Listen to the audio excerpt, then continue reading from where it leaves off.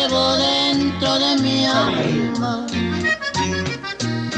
dentro de mi corazón. Yo no sé cómo pude resignarme, mas cómo pude aguantarme lo que tú me hiciste a mí.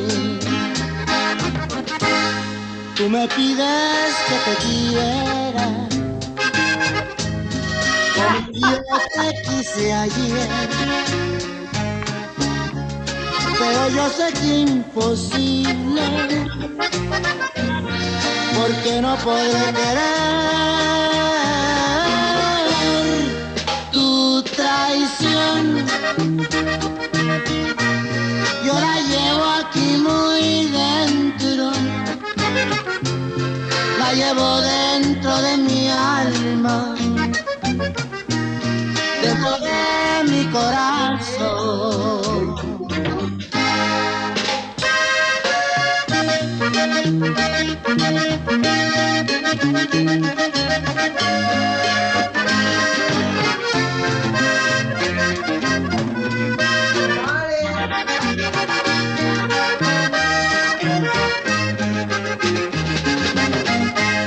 Tú me pides que te quiera, como yo te quise ayer, pero yo sé que es imposible, porque no saber querer tu traición.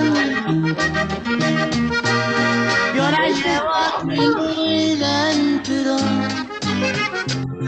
la llevo dentro de mi alma,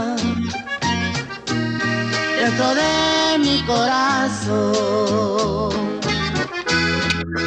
Tu traición. Hey, Sergio, Gloria. Hi, Gloria and Sergio.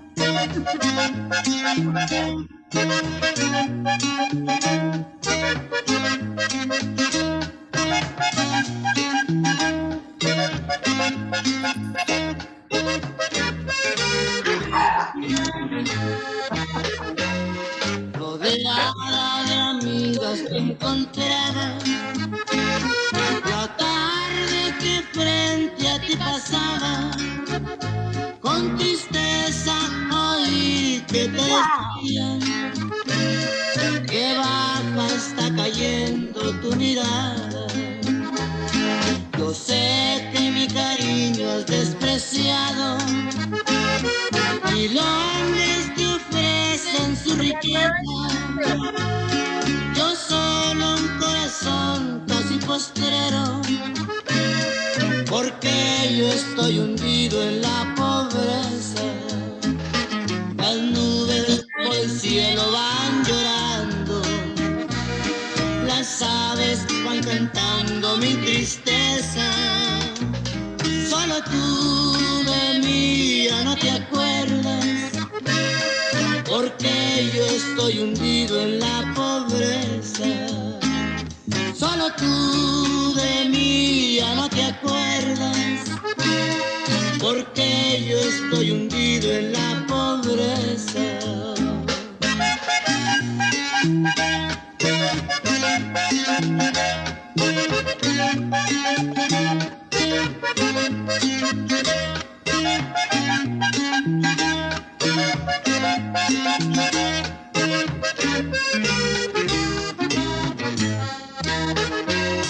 Ya casi no recuerdo quién me dijo, cuidado, no vayas a humillarte. Tal vez fueron palabras de mi madre, palabras de un cariño que no podía engañarte. Collares de perlas te habrán dado, dinero y yo espero que el secreto te defraude, al fin que pobreza no envejece. Las nubes por el cielo van llorando, las aves van cantando mi tristeza. Solo tú de mí ya no te acuerdas, porque yo estoy hundido en la pobreza. Solo tú de mí ya no te acuerdas, porque yo estoy hundido en la pobreza.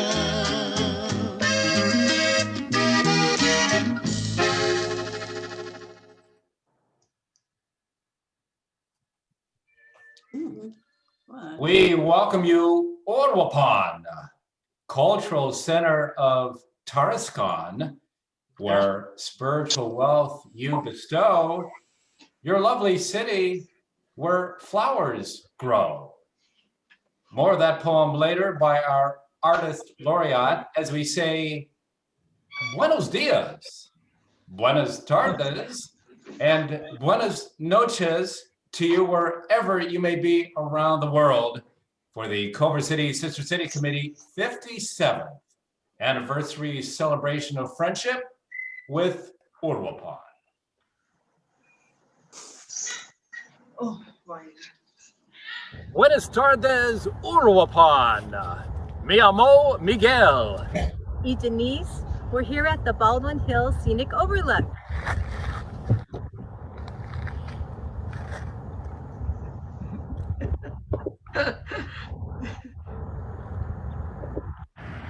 Hola, I'm Alice.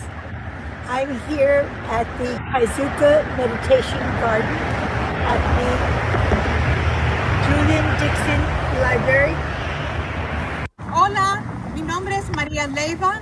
Estoy en el centro de los ancianos de la ciudad de Culver. Bienvenidos. Hi, my name is Marie Leiva, and I'm in front of the Culver City Senior Center. And I'm standing in front of this beautiful statue called the Path of Life, designed by D. Yesbury.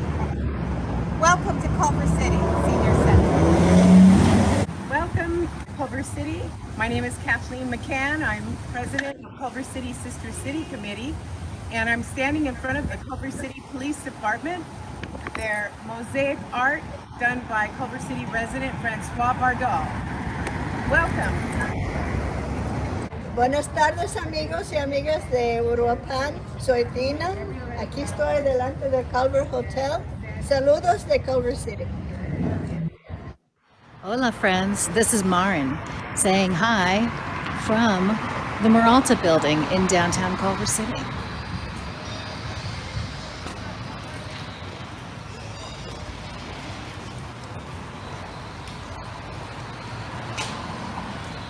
Hola, Uruapan. My name is Paula Hibbs. Greetings from my backyard in Culver City, California. Hola, I'm Nancy Chushan-Roche at the Render Museum of the Cold War. Me llamo Sonia. Hola, amigos. Soy la Catedra de Uruapan a Culver City. Te amo todos. Bye.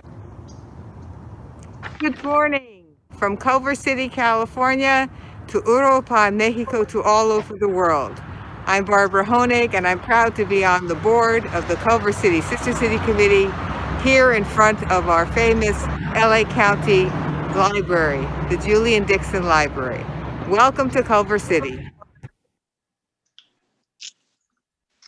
The grandchildren of Chairperson Sonia Karoom, Penelope and Kosh sing Hola, amigos.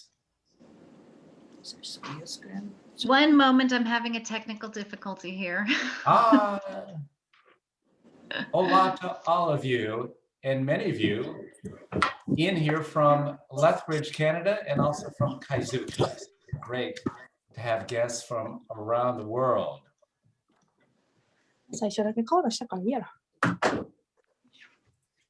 Okay, here we come. So can we be seen? Hola amigos, ya está por estar. Vamos a cantar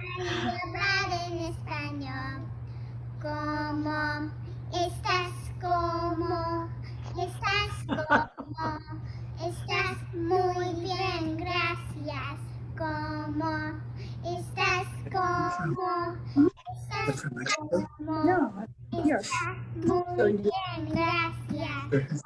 Hola amigos, ya está corazón. Vamos a cantar y hablar en español. Como, estás como, estás como, estás muy bien, gracias. Como, estás como, estás como, estás muy bien, gracias. ¿Cómo está? What future opportunities lie ahead for our Sister City Committee from the lessons learned from the pandemic? Please welcome the president of the Culver City Sister City Committee, Kathleen McCann. Good afternoon and welcome to our event. My name is Kathleen McCann. I'm president of Sister City. I want to welcome everyone to our celebration of friendship as we honor Uruapan, our first sister city, 57th year anniversary. We have a long history and have maintained communications between both cities over the years and through the challenges that both our cities have established, or excuse me, have been through.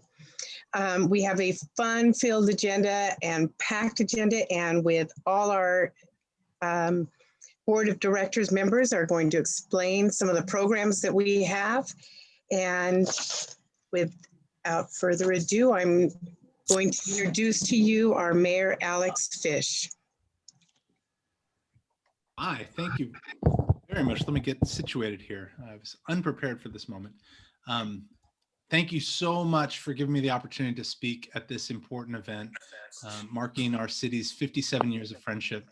It's a privilege and honor to join Uruapan's mayor, Miguel Angel Paredes Melgoza, and I apologize if I butchered that, today in reaffirming and celebrating our city's commitment to one another to promote the values of peace, understanding, and diplomacy. And throughout the speech, I'm going to ask our former mayor and my esteemed colleague, Thomas Small, to translate in between paragraphs. Muchas gracias, Alex. Muchas gracias por la oportunidad de hablar en este importante evento que marca los 57 años de amistad de nuestras ciudades. Es un privilegio y un honor unirme hoy al alcalde de Uruapan, Miguel Ángel Paredes Melgoza, para reafirmar y celebrar el compromiso de nuestras ciudades entre sí para promover los valores de paz, entendimiento y democracia. Uruapan was Culver City's first sister city and is today perhaps its most important. The fact is that the United States and Mexico and California and Michoacán have been engaged in broad and deep citizen diplomacy for hundreds of years. What we do here affects you there and vice versa. Being sister cities gives us the chance to better understand these truths and to serve as advocates for one another. Through our own face-to-face interactions and personal exchanges, we know at a deep level that we are complex and real people, much richer and more sympathetic than the portrayals that we might encounter in our news or from our politicians. Inside the military. And next week we have the FBI director testify. We have a little interference there. I'll push forward. Uruapan fue la primera ciudad hermana de Culver City y hoy es quizás la más importante. El hecho es que los Estados Unidos y México y California y Michoacán han estado involucrados en una diplomacia ciudadana amplia y profunda durante cientos de años. Lo que hacemos aquí le afecta allí y viceversa.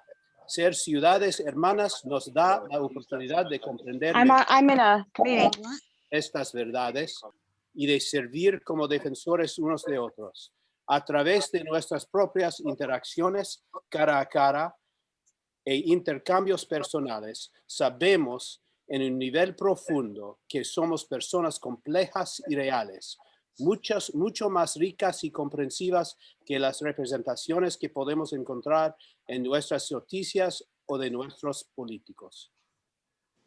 So while I'm sure that every mayor ever has said that we need the values advanced by our friendship more than ever today. It is undoubtedly true today. Thank you for your work. I know that you're bringing us closer to a more peaceful, prosperous, and empowered future on both sides of our border.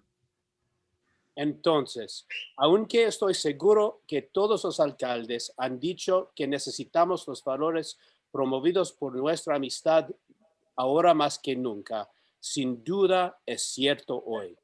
Gracias por su trabajo. Yo sé que nos está acercando a un futuro más pacífico, próspero y empoderado en ambos lados de la frontera. Muchas gracias. And with the translation, former Culver City mayor and captain of the California State Champion Equipo de Fútbol. Thomas Small. Gracias. Thank you, Thomas. Like Joanna there as well. And Mayor Alex Fish, your children learn in the language immersion program at the public school. What are the benefits to your children and others absorbing another culture at an early age? It's two things.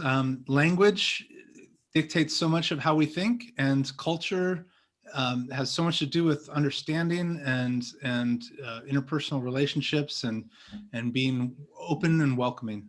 So I'm so lucky. We're blessed in Culver City to have the opportunity to send our kids to a public school that teaches in both Spanish and Nihongo in Japanese. Yeah. And Mayor Alex Fish, what lessons have we learned and what strides have we made in this community adjusting to the pandemic? As the bright light gets closer of the end, whatever our new normal is after this, I think it's pretty clear that that everything's on the table. This is an opportunity to fix the problems that have been stuck in the system because everything's shaken up already, and I look forward to engaging the public to hear how to do that and to find a silver lining in all this. Thank you, Alex. Well, let's go from one mayor to another. Mayor Miguel Angel Paredes Melgoza. He reflects on the rewarding half-century relationship with Culver City in his address on behalf of the citizens of Uruapan.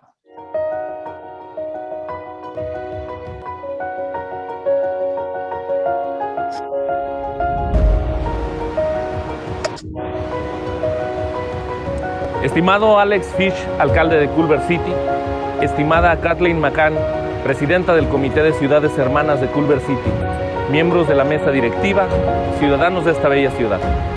Es para mí un honor dirigirme a ustedes en nombre de los ciudadanos de Uruapan. Hace 57 años, el 24 de febrero de 1964, se marcó un momento muy especial para nosotros como uruapenses. Nuestras ciudades se unieron en amistad con la firma del acuerdo entre Culver City y Uruapan.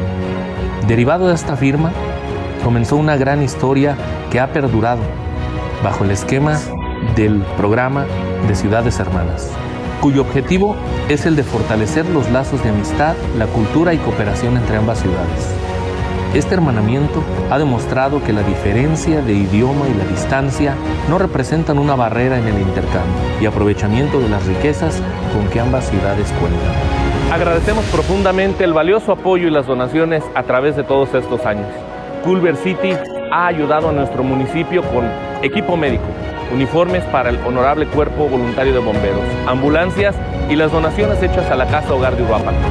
Este hermanamiento ha sido referencia en nuestro país para demostrar el respeto y las buenas relaciones que las ciudades de México pueden tener con las ciudades de Estados Unidos. Como uruapenses, estamos muy contentos de contar con este y otros hermanamientos que nos permiten seguir trabajando en favor de nuestros ciudadanos y sobre todo nos ayuden a reforzar los lazos de amistad entre nuestras naciones. Hoy que celebramos un año más de nuestro hermanamiento, les decimos de corazón muchas gracias por su amistad. Les deseo un excelente día a todas y a todos. Gracias. Many familiar faces of representatives from many of our sister cities in that video, from the mayor of Uruapan, Miguel Angel Paredes Melgoza. And representing the mayor to offer thoughts about Uruapan's response to the pandemic is Director of the Foreign Affairs Office, Amor Sanchez. Mrs. Sanchez, how are you? And Freddie, who we see here today, the mayor and the community adopting to the COVID-19 pandemic. Thank you, Mike. Licenciada Amor, ¿podrías ayudarnos con la respuesta a la primera pregunta que dice cómo ha respondido la comunidad ante el COVID, ante la pandemia del COVID-19? Claro que sí. Hola, muy buenas tardes. Les saludo con gusto, alcaldes, miembros del Comité de Ciudades Hermanas. Es para mí realmente un honor ser parte de este significativo evento de un año más de hermanamiento entre esta bella ciudad de Uruapan y la bella ciudad de Culver City. A nombre del presidente ingeniero Miguel Ángel Paredes Melgoza, les comparto que en el municipio de Uruapan se organizó una iniciativa entre la ciudadanía y gobierno municipal, particularmente con las cámaras empresariales Canaco, Canacintra, APEAM.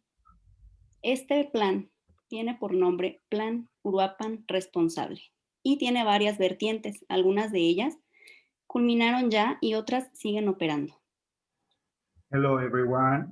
I'm so honored to be here with you in behalf of Mayor Miguel Ángel Paredes.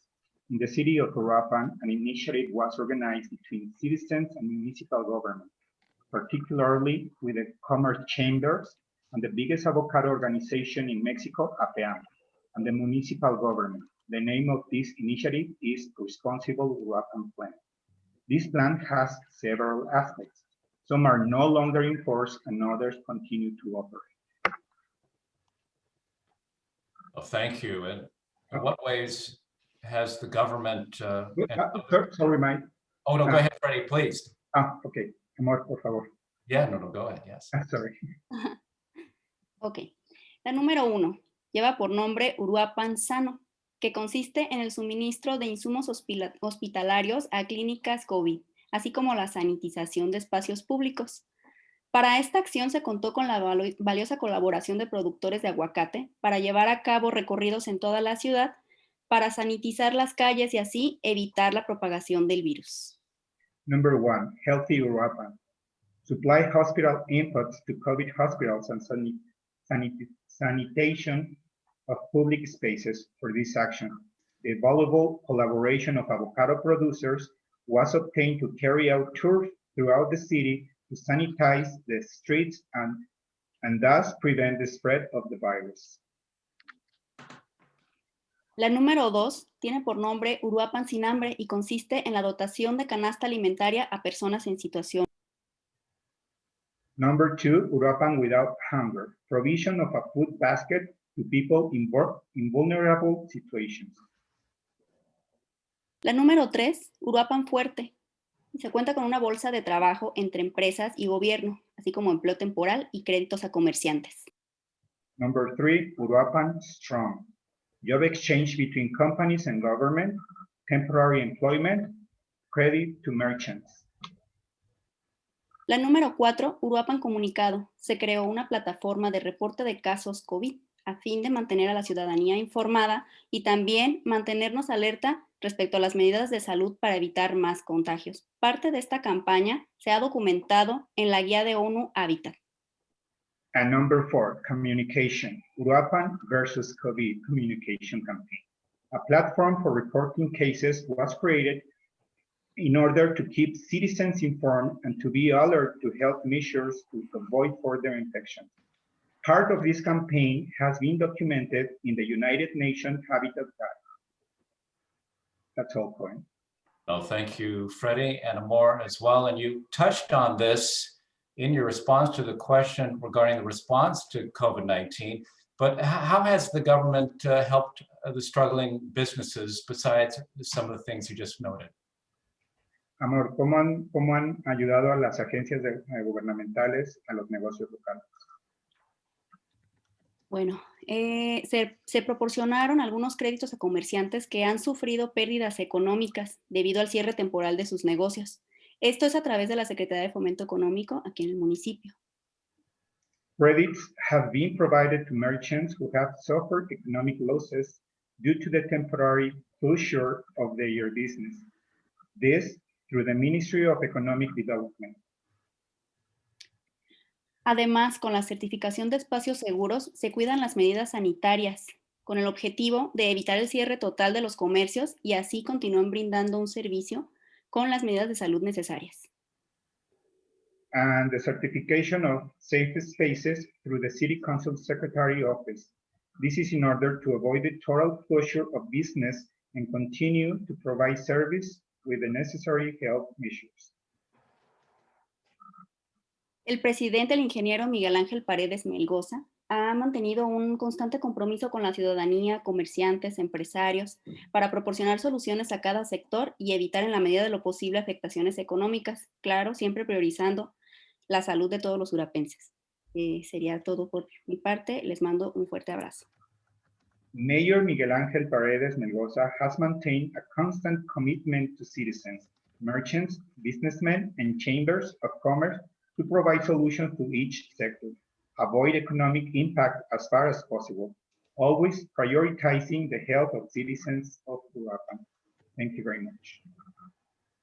Well, thank you, Director of the Foreign Affairs Office, Amor Sanchez, muchas gracias, and Uruapan International Affairs Director, Freddy Ramirez. Hey, Freddy, what memories stay with you of your 2016 visit to Culver City with the Lethbridge delegation? Thank you very much, Mike. I really have so many memories, but one of the memories I have here with me all the time, and it is very funny. It was during the parade through the streets of Culver City during the centennial celebration. We were walking the streets with Mayor Manriquez and his wife. I was recording with my cell phone. And as long as we were passing the blocks, people were calling and yelling my name, saying, "Hi, Freddy, hello, Freddy." After that, after we finished that parade, Mayor Manriquez, then we went back to the hotel, and Mayor Manriquez turned around and told me, "Hey, Freddy, they know you more here in Culver City than in Uruapan." That's a memory I have with me. Hey, Freddy, I got to ask you, because I see your background there. I think that is the second most visited national park in all of Mexico. Is that correct? Yes, it is. It's one part of the national park. It is called, well, in Spanish is El Baño Azul, the blue bath, because the color of the water. And just beautiful. And Freddie, do you see me here? What am I wearing? Denise just bought this the other day. Okay, that is a shirt for men, and we call it here guanengos. Good, thank you. Well, Freddie and Amor, if you're still with us, let's ask our guests, how do you correctly pronounce the name of our sister city in Michoacán? Okay, so show us, audience, we're looking at all your photos. Show us one finger if you think the pronunciation of our sister city is Uruapan, or show us the peace sign or two fingers if you believe the pronunciation is Uruapan, or three fingers if the pronunciation of our sister city is Uruapan, or show us your fist if you think it's none of the above. So we're taking a look at all of you as you put up your fingers regarding the correct pronunciation. I see a couple ones, and there's a three, and even a couple twos there as well, the peace sign. So Freddie and Amor, I know I will not pronounce it correctly once during this entire event. What is the correct pronunciation of your beautiful city in Michoacán?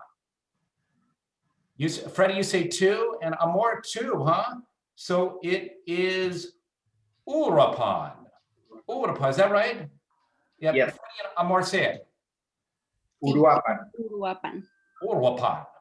Uruapan. Uruapan. Okay. Yes. I'll never get it correct.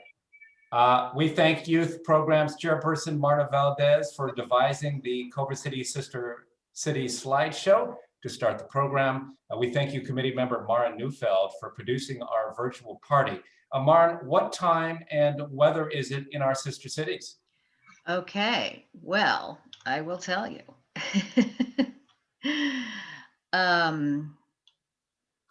Just a moment. So, good day in,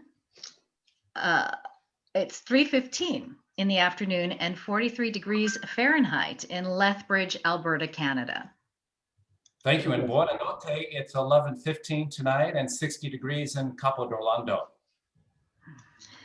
June not seem, it's 7:15 tomorrow morning and 57 degrees in Iksan, South Korea.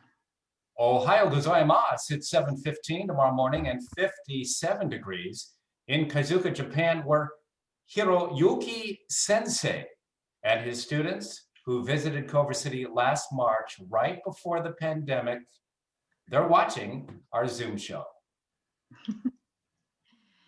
And buenas tardes. It's 4:15 or probably 4:27 now in the late afternoon and 75 degrees Fahrenheit in Uruapan, Mexico. Thank you, Maren. Yes. Now, I wanted to mention, for those of you just joining us, welcome to the celebration of friendship with Uruapan. You can grab your favorite Michoacán beverage, enjoy Uruapan guacamole, and come and go from the Zoom presentation as you like. But you must share your culinary delights you bring back to the show to keep us all well fed. Thank you, Maren Neufeld. Yes. Jose Carlos Ceballos takes us to our sister city. Yes, he does.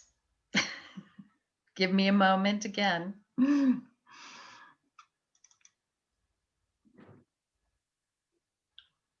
And we will see the beauty of Uruapan in this video presentation. Mm-hmm.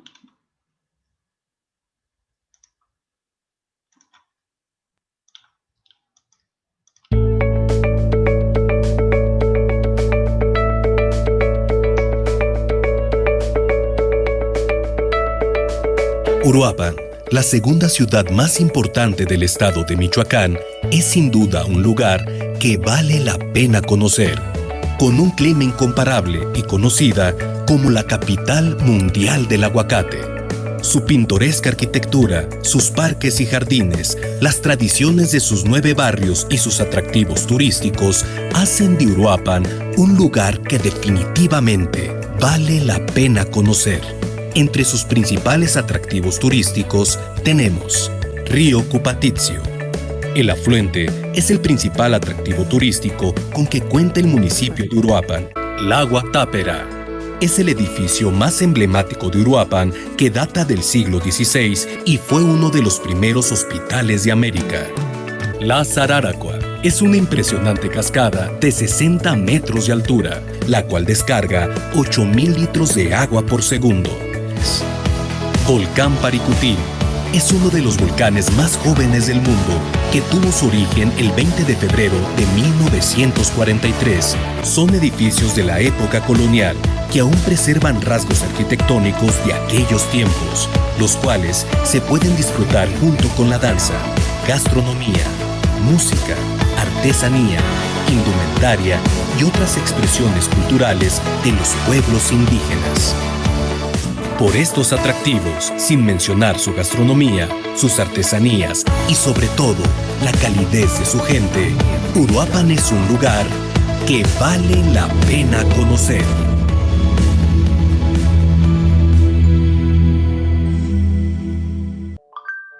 The Beauty of Uruapan by Jose Carlos Ceballos. Maren Neufeld shares the sights and sounds of the heart of Screenland.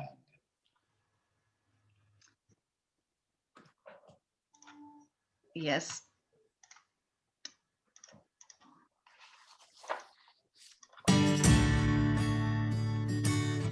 It's a cultural haven, a film production hotspot, and a foodie's dream. It's the one and only Culver City. Located on the west side of LA, Culver City is home to historic Culver Studios, as well as Sony Pictures Studios, which in the early 1900s was the original MGM Studios. You can book a tour and check out the sets where some of the most iconic scenes from famous movies were shot. Then take in a play or musical at the Kirk Douglas Theater. Home design lovers can experience the cool vibe of the Helms Bakery District, a mecca for modern and mid-century furniture. Occupied by artisans, unique retailers, and a slew of cool places to drink and dine.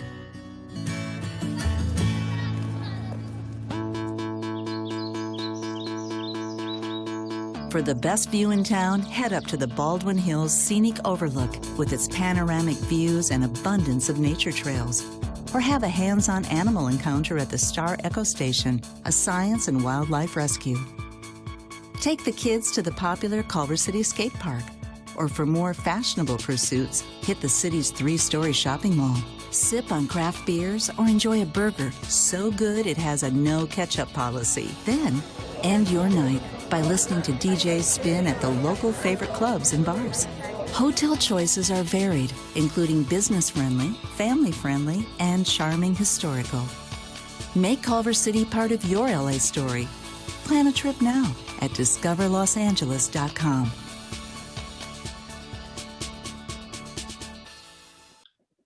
A vibrant heart of Screenland. Thank you, Maren. You know, every time I see that video, I ask myself, I didn't know our city has all this. I'm gonna have to check some of that stuff out. She and the Culver City delegation survived a fire 2 years ago that would not diminish the joy of sharing friendship and cultures in Uruapan. Committee Chairperson Sonia Karoum celebrates our relationship with Culver City's first ever sister city. Well, we were a delegation that visited Uruapan in 2019, and we had the best time. But at this particular moment, I'd like to cover the camping smoke smell that greeted us when we returned to our hotel. And I hear it, we were walking behind each other, and I hear someone says, smells good, campground. It smells good, campfire. And we open our door, Nancy and myself, and here is the smoke coming out, and we panicked because neither of us smoke. We didn't forget any fires. So what do we do? So we open all the windows and we're looking at each other. What do we do? And then the owner of the hotel comes and he investigates. What happened is that the people below us had the fire going and it was blocked somehow. So all the smoke was coming to our room. And we slept the whole night with both doors open to have ventilation. It was a very memorable time, and I will never forget that. So that was the part of the smoke from the room. I will cover another visit and another part of the program. Go ahead, Mike. Thank you. Thank you, Committee Chairperson Sonia Karoum. Hey, who drove an ambulance as a gift from Culver City to the Mexican-American border headed for Uruapan? So who drove that ambulance to the border? Was it the Uruapan Committee Chair? Show us one finger if you think it was. Or did the Culver City and Uruapan mayors and fire chiefs collaborate, driving this ambulance from Culver City to the border, headed to Uruapan? Or number 3, show us 3 fingers if you think it was the Culver City and Uruapan city managers with actress Salma Hayek, who drove this ambulance famously to the Mexican-American border. This is one of 2 ambulances donated by the Heart of Screenland, the city of Culver City, to our sister city. So what's the answer? Is it 1, 2, or 3? Show us fingers on the screen. I see a 1 there, and I see a couple 3s, another 1, and some 2s. And Sonia, what's the answer? Me. I was the committee chair, the president at the time, and here I am getting ready to leave and go to the border. That was in October 2006 when I was contacted by the fire department to tell me that they have a decommissioned ambulance that they would like to donate to our sister city in Uruapan. Of course, we accepted, and since I used to work for the city, I was offered the opportunity to drive the ambulance to the border, and of the freeway all the cars would let me pass because I thought I was driving the ambulance, I needed to go. So I, with Dan Cohen, former president, in the passenger seat, I drove all the way to Otay Mesa and met with the representatives from Uruapan. We signed the paper and delivered the ambulance to them, and they drove it to Uruapan. Of course, we had to return to Los Angeles, and bless her heart, Alice Impliazo with her co-pilots, Marie Leva and Tina Molica, we were able to get back to Culver City safely. 10 years later, another ambulance was also decommissioned, but this time Alberto Marin Paz, who is now Uruapan's tourism director, came himself with a colleague, signed the papers in the administrative office of the city, and drove it off the fire department all the way to Uruapan. We had the opportunity to see both ambulances in use in 2019 when the delegation visited Uruapan. Thank you so much. It was a pleasure to do so. Thank you, Sonia. I want to remind everybody to remember to tap their mute button if we haven't done it for you, and because we want to remove those distracting noises around you. Thank you. Back to you, Mike. And by the way, Lisa Saperson asked, how many class driver's licenses do you have, Sonia? Were you legally 26, isn't there 26 alphabet letters? A to Z. No, Oh, okay. I only have the regular one. Well, guests, share your thoughts. Monitoring the chat room is Lisa Saperston. Lisa, how do our guests chat? Buenos días, buenas tardes, buenas noches todos. Yes, so there's been so much rich content and exchange already in the program, but please use the chat feature as well to connect with amigos near and far, new and old. So it's in your Zoom, the chat box, and you can exchange right there. And you can also ask follow-up questions to anything in the program and comments, and I'll be sharing those along the way. No, thank you, Lisa. And certainly to warm up your chat room fingers, let's do Wordle. So what word comes to mind when you think of Uruapan or Culver City? Now, for our sister city, I'm thinking of avocado in Espanol. So I think that is, what is that, Freddie? Is that palta or aguacates? Or I'm thinking of Freddie or ambulance. So what do I do, Lisa? Yes, so throughout the rest of the program, as words come to mind, just put them in the chat, and I will be collecting those and to be able to share a collaborative art piece later on in the program. Hey, Freddie, how do you say avocados in Espanol? Aguacate. Aguacate. Aguacate. Yeah, thank you. Okay, so what word do you imagine when you think of Uruapan or Culver City? Type as many words that come to mind over the next half hour in the chat room, and Lisa will later display a work of art with your word. Now, here are interesting rules in a Wordle. And look here at what Lisa made from your words in December when we enjoyed company with our friends in Lethbridge. Martin, go ahead and advance that. There we go.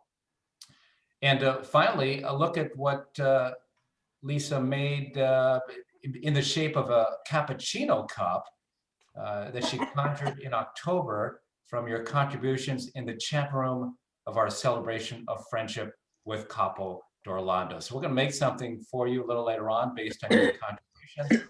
And I see already our artisanal and friendship and margarita and more things in the chat room. Later on, we'll experience more sights and sounds and tastes of Uruapan. We'll meet a finalist in the International Art Competition, and we will Zumba. Culver City Sister City Committee contributes to healthy outcomes for 2 orphanages in and near Uruapan. Committee member Marie Leva shares the pride of living and working at Casa de Cuna Orphanage in Uruapan. Hi, everyone, and thank you for joining us today. For the past 54 years, Culver City Sister City has had a relationship with the Casa de Cuna Orphanage and Mother Guadalupe Rosa Vega. Our organization in the past has helped them with opportunities to have milk, school supplies, uniforms, and personal hygiene products. Our organization has had the opportunity to visit on various occasions throughout these 54 years. I personally had a great opportunity to visit and see how happy the children were and how well they were taken care of. Many children, after leaving the support from the orphanage, have become lawyers, teachers, business careers, and responsible citizens. We are proud to have had this relationship with Mother Rosa and the children. And this is the letter from Mother Rosa in English. Dearest members of the Culver City Sister City, may this happiness that we celebrate today always remain with us all. This joy has filled me from the moment I arrived for the first time to visit Culver City without knowing anything even about California. We thank our Heavenly Father for this relationship. You all are so important to us for our journey together for the past 54 years. All the orphans in the past years have benefited so much for all your support. We thank our Heavenly Father for having you in our lives and for all that you have done for all God's little children. I send a big hug, prayers, and an immense gratitude. And may our Heavenly Father pay for all you have done 100-fold. A hug to all in the name of Jesus, Mary, and Joseph. Madre Guadalupe Rosa Vega, Casa de Cuna. Muchas gracias, Marie Leyva. Marie, you have the most colorful outfit of some 100 guests. Just gorgeous. Describe Thank you. what you're wearing. Well, this is a huipil. It's called huipil. It's hand embroidered. And then this is made out of special seeds. These are all made in Mexico. Okay. And your headdress. Yes, this is from Oaxaca. I purchased this one when I went to Oaxaca. And they usually use these during the time for Dia de los Muertos. Beautiful. Thank you. So I'm going to explain the letter in Spanish about our relationship with the Casa de Cuna. Okay. Sure. Durante 54 años de la ciudad hermana de Culver City, tuvo una relación con la Casa de Cuna y la Madre Guadalupe Rosa Vega. Nuestra organización lo dio un apoyo en el pasado con una manera de obtener leche, materiales escolares, uniformes y productos de higiene personal. Nuestra organización tuvo la oportunidad de visitar ese orfanato en varias ocasiones. Y yo también personalmente tuve una oportunidad de visitar para ver cómo los niños estaban felices y bien cuidados.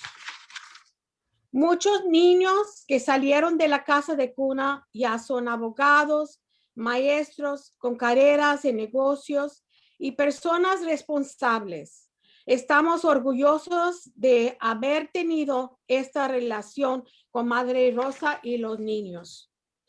En la carta, Madre Rosa quiere darnos un fuerte abrazo, sus oraciones y inmensa gratitud, y que nuestro Padre Celestial nos paga centuplicado para esta amistad.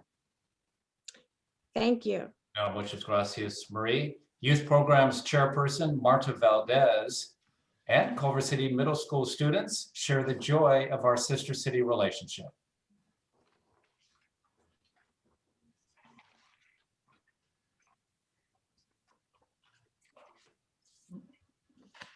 And Marta may be on mute.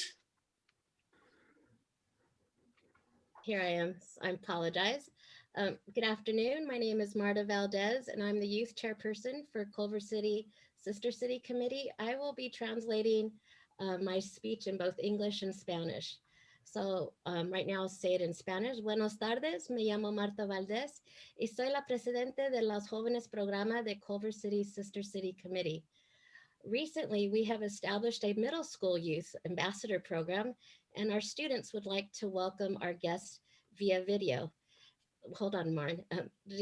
Recientemente hemos iniciado un programa de embajadores juvenales de las escuelas media y ahora ellos les gustaría dar la bienvenido a nuestros invitados. Okay, Marn. Hola, me llamo Marcos, bienvenidos. Hola, me llamo Mika. Hola, mi nombre es Anthony, bienvenidos. Hola, me llamo Nina. Hola, me llamo Anna. Our youth ambassadors, our middle school youth ambassadors have been very busy establishing a friendship with students from Puerto Escondido who live at the orphanage called Vida Nueva, translated into English as New Life. Nuestro grupo de la escuela media ha estado ocupado estableciendo una relación con los estudiantes de Puerto Escondido que viven en la casa hogar Vida Nueva. Me gustaría ahora presentar a Ami Reyes, quien es la asistente de directora y ella va a compartir un video corto de los estudiantes cantando su canción favorita. And now I'd like to introduce to you Ami Reyes, who is the assistant director of Puerto Escondido orphanage at Vida Nueva. Ami? Hi, we are for Nueva Vida Orphanage, and the kids are going to sing their favorite song. It's about hope and about gratitude, and I hope you enjoy it.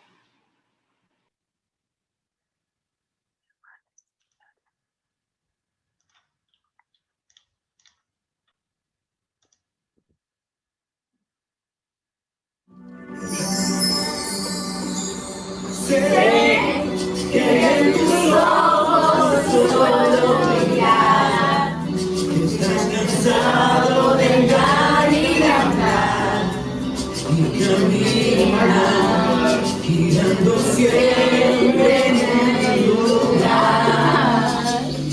Sé que las ventanas se pueden abrir, donde agradable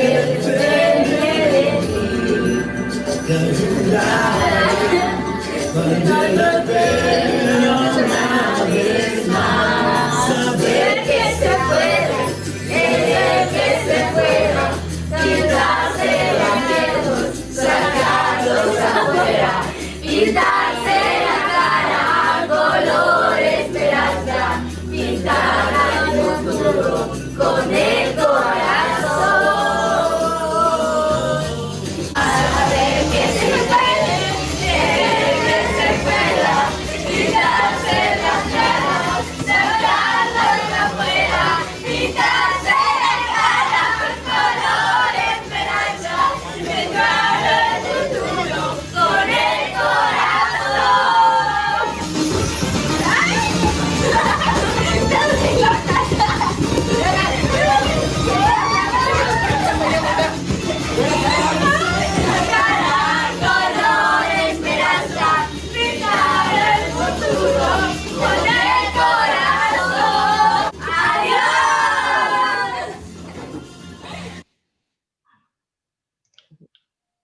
Thank you.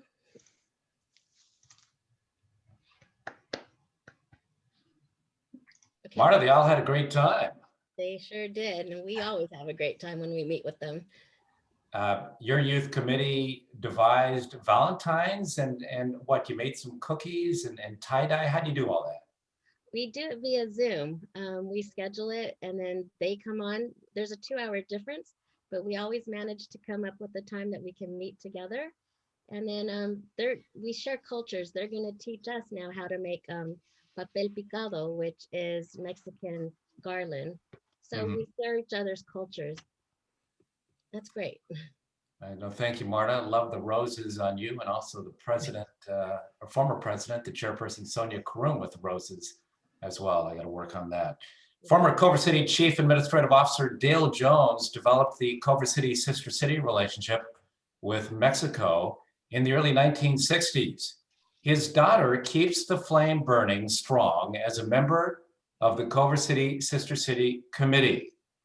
How are you feeling, Colleen Jones?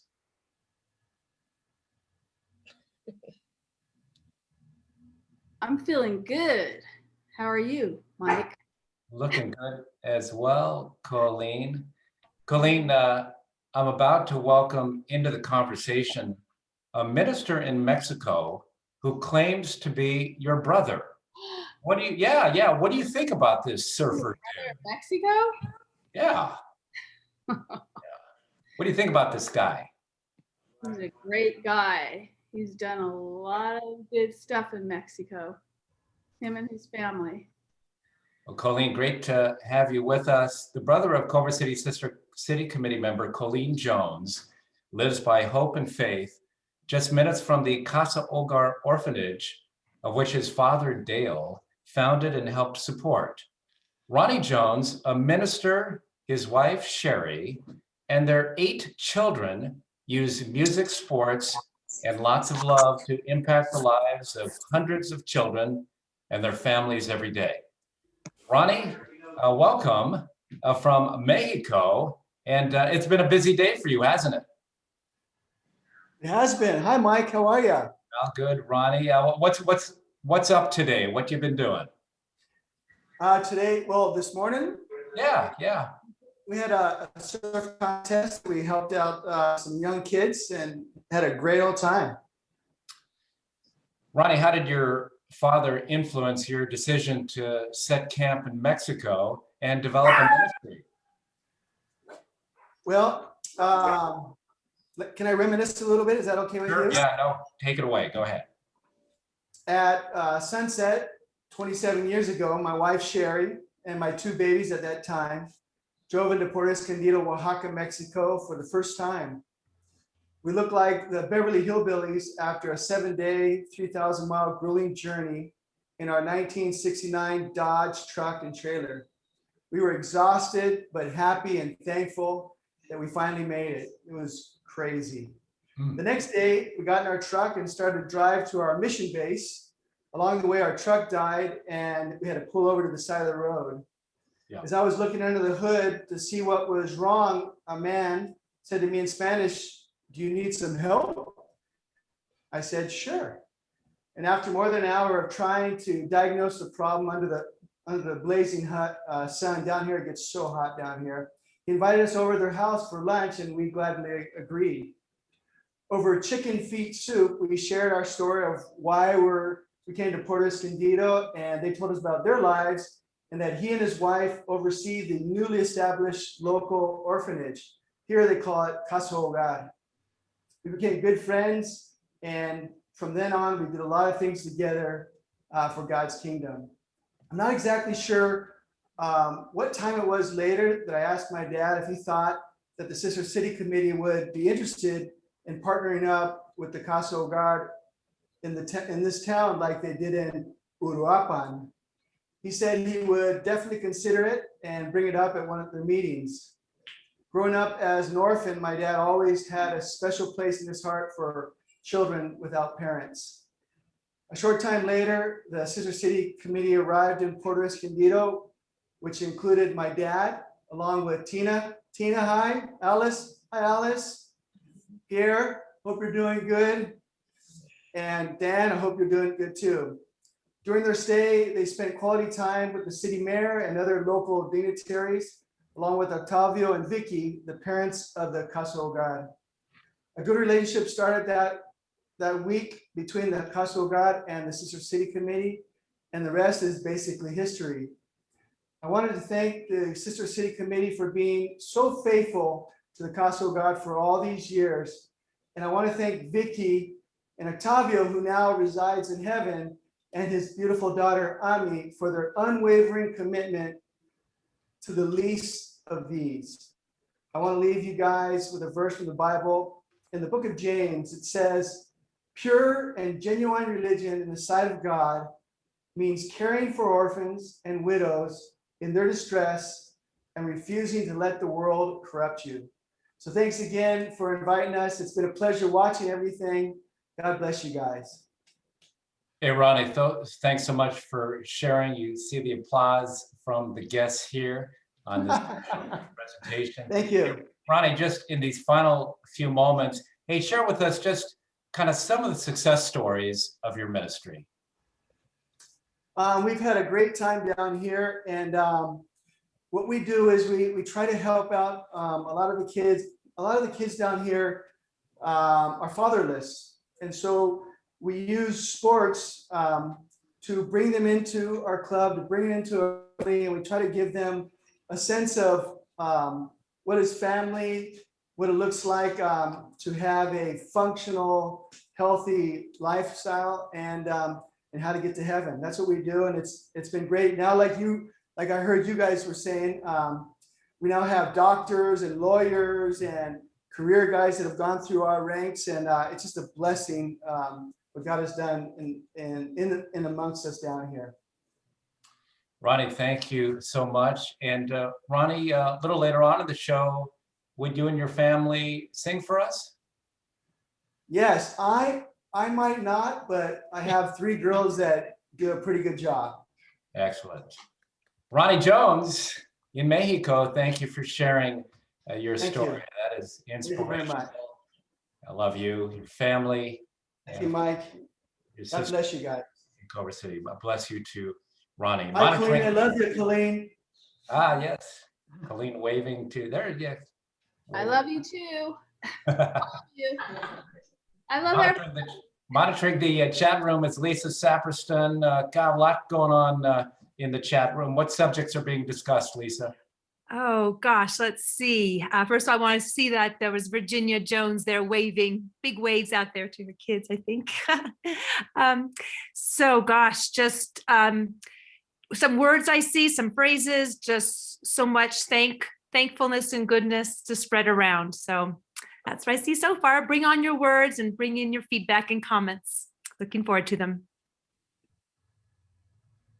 Thank you, Lisa. Acknowledging that art transcends cultural boundaries, Sister City's Young Artists and Authors Showcase gives youth worldwide the opportunity to express their vision for a more unified and peaceful world through original art and literature. Uruapan International Affairs Director Freddie Ramirez and the president of the Uruapan Sister City Committee, Laura Mata, honor an international competition finalist from their hometown. Okay. Thank you. Hello, everybody. It's so nice to see you. The twinning between Uruapan and Culver City has been an example and also reference for our country of historical ties, brotherhood, cooperation, and friendship between 2 towns, which although our language is different, the language of friendship is universal and crosses borders.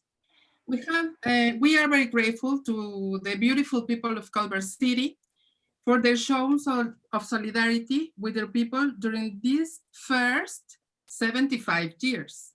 On behalf of the Committee of Sister Cities, I would like to thank very much for each of the good actions you have done with Uruapan and our people. Happy anniversary, and thank you very much. And now, I will present Luis Gembe. He studies at the university, and soon to become an engineer. Will show his beautiful piece of art and will explain what is this about. Luis, welcome. Good afternoon, ladies and gentlemen. My name is Luis Ángel Equibo Gembe. I live in Uruapan, Michoacán, Mexico. I'm going to talk about my work or my piece of art. My English is not good and my pronunciation, I will do my best. The harmony. The first circle and 3 circles represent my character is painting style, which all are 20 gems, an art that represents the union of our race with the world. And it's good represent their colors and shapes. In the some way of the circle at the top, it carries an olive. They represent a peace offering to past wars. The second circle represents the pass of time, dedication, the desire for union of the world between its race and cultures through symbols of peace recognized and representative in the world. Have with different meanings, but seeking the sum, the peace in the world. The fourth circle represents the union between the 140 countries, their culture, their beliefs, and their people. Thanks, thanks to the effort, communication, and the hope of uniting more countries and being or a world of wars.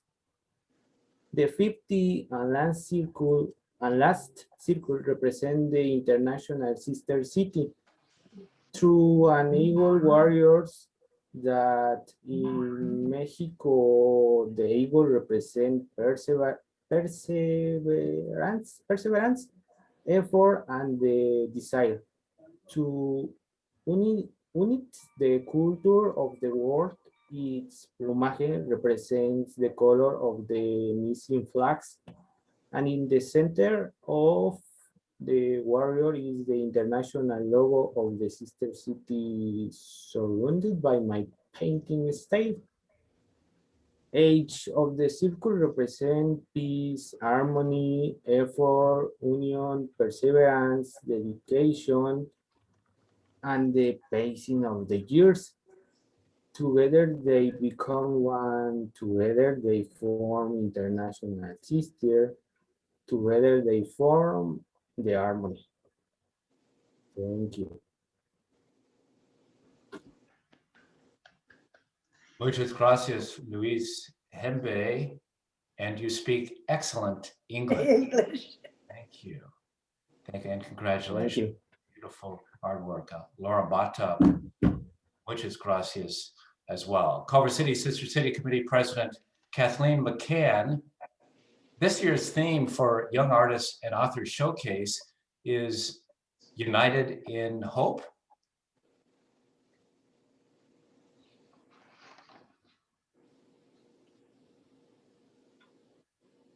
Oh, and Kathleen, unmute yourself.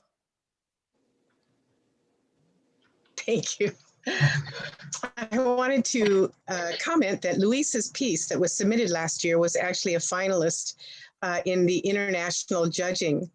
It is a program that's established through Sister Cities International, where all the sister cities in the world have their youth between the ages of 13 and 18 prepare artwork or photography or poem or music interpretation and submit it. And they take the theme and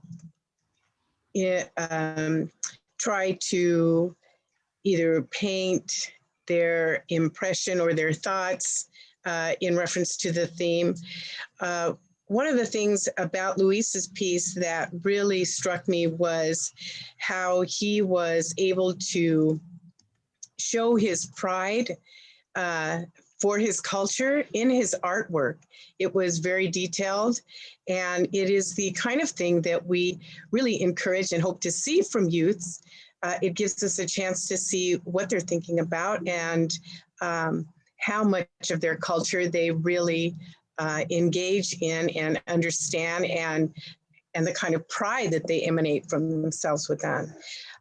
This year, we are actually getting ready to start the program, and we have a deadline of May 1st. So each city locally has their own competition. You can find further information at our website or in the newspapers or through your schools. But it is definitely something that we encourage the youth of the cities to participate in. Well, thank you, Kathleen McCann, President, Culver City Sister City Committee. Well, a mile above sea level, our sister city in Michoacán is surrounded by pines, but it is still semi-tropical. So what is the translation of Uruapan? So show us one finger, a single digit, if you think our sister city means, in Espanol, city on the plains. Show us two fingers if Uruapan means where flowers grow. And give us three fingers if the answer is meeting on the plateau. So Brigitte, you're showing two, and we see Marn with two. We come there, so one and a few on meeting on the plateau there. And the answer is, Freddie, what is the answer? Freddie may be muted there. The answer is, and actually, Marn, you can show the slide. Oh. It's number 2. It's where the flowers grow. Okay, let's see if you're correct, Freddie. Let's take a look. Yeah, that is correct. Uruapan means where flowers grow. Thank you. Let's enjoy this historical town where the flowers grow with a pictorial showcase by Sergio and Gloria de la Cruz, who are watching our Zoom presentation.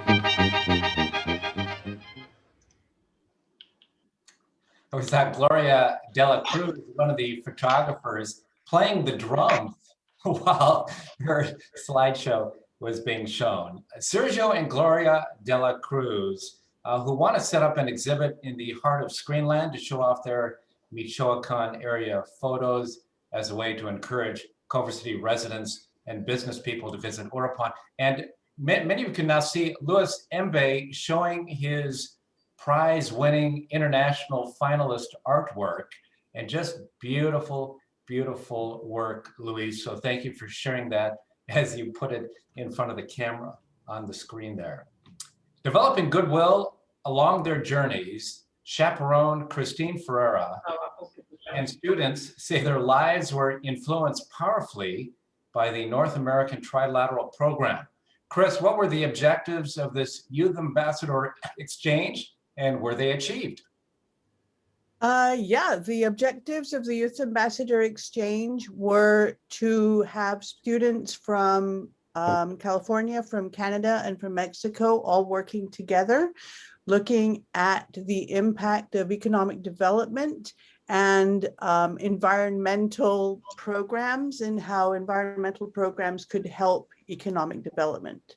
And I felt that, yes, that was, at least in Culver City, that was very much achieved.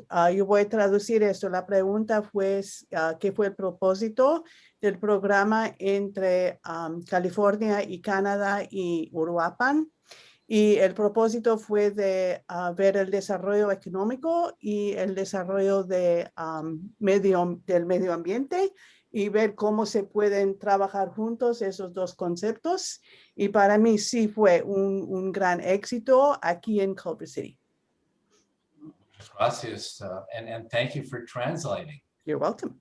Yeah, Christine Ferrer. Christine will speak with some of the young ambassadors, but for you, Christine, you had quite a responsibility as the chaperone. What were the rewards just for you to participate? I got to hang out in Mexico for 3 weeks with a bunch of awesome kids, a bunch of wonderful people. I got to meet Freddie and some other students from Uruapan who were traveling. We met up in Mexico City and we traveled all the way up to Zacatecas. And I got to see a whole area of Mexico that I had never seen before. I celebrated my birthday there in Hidalgo, where the Grito de Dolores happened. And it was just this wonderful experience of, learning about a culture, learning about a people that I had never had before. Tuve una gran experiencia ahí, podía conocer a Freddy, a los estudiantes de Uruapan, y también tuve la oportunidad de viajar desde el DF hacia Zacatecas. Vimos a muchas partes de México. Podía celebrar mi cumpleaños en Hidalgo, donde se hizo el grito de Hidalgo, y fue una gran experiencia de aprender la cultura del país, de la gente de México. Chaperone Christine Ferreira, and among the youth ambassadors, the lady who originated the Student Ambassador Club at Culver City High School a decade ago with the support of Culver City Sister City Committee Chair Donna Thayer. Marley Goldshine, welcome. Hi, thank you so much for having me. I'm Marley. I use she, her pronouns. I am so grateful for Sister Cities International. I am a Jewish nonprofit professional today. I'm actually studying Jewish nonprofit management. I'm getting a master's degree in this whole nonprofit field, and Sister Cities was the first introduction in my life to getting to know a nonprofit with this club that I started. And I was youth ambassador on the Culver City Sister Cities board. And I remember going to City Hall to the meetings, and coming home and asking my mom, I think I said, what is Robert's rules? What are they doing?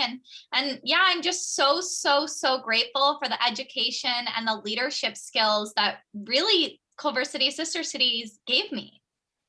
Marley, we're going to say hello to some of your friends in a moment, but how have they influenced your life, the relationship with them on this trilateral exchange?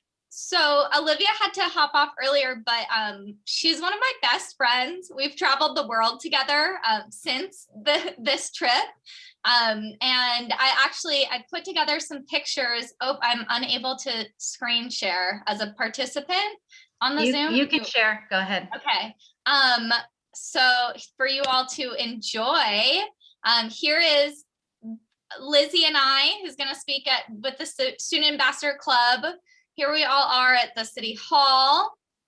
This is Olivia. Here we are in Mexico. I love these pictures. They're so beautiful. Yeah, the trip was just so awesome. The relationships. I mean, certainly Chris was a wonderful mentor at the time, and to continue this relationship, this has been awesome, revisiting our memories from Sister Cities.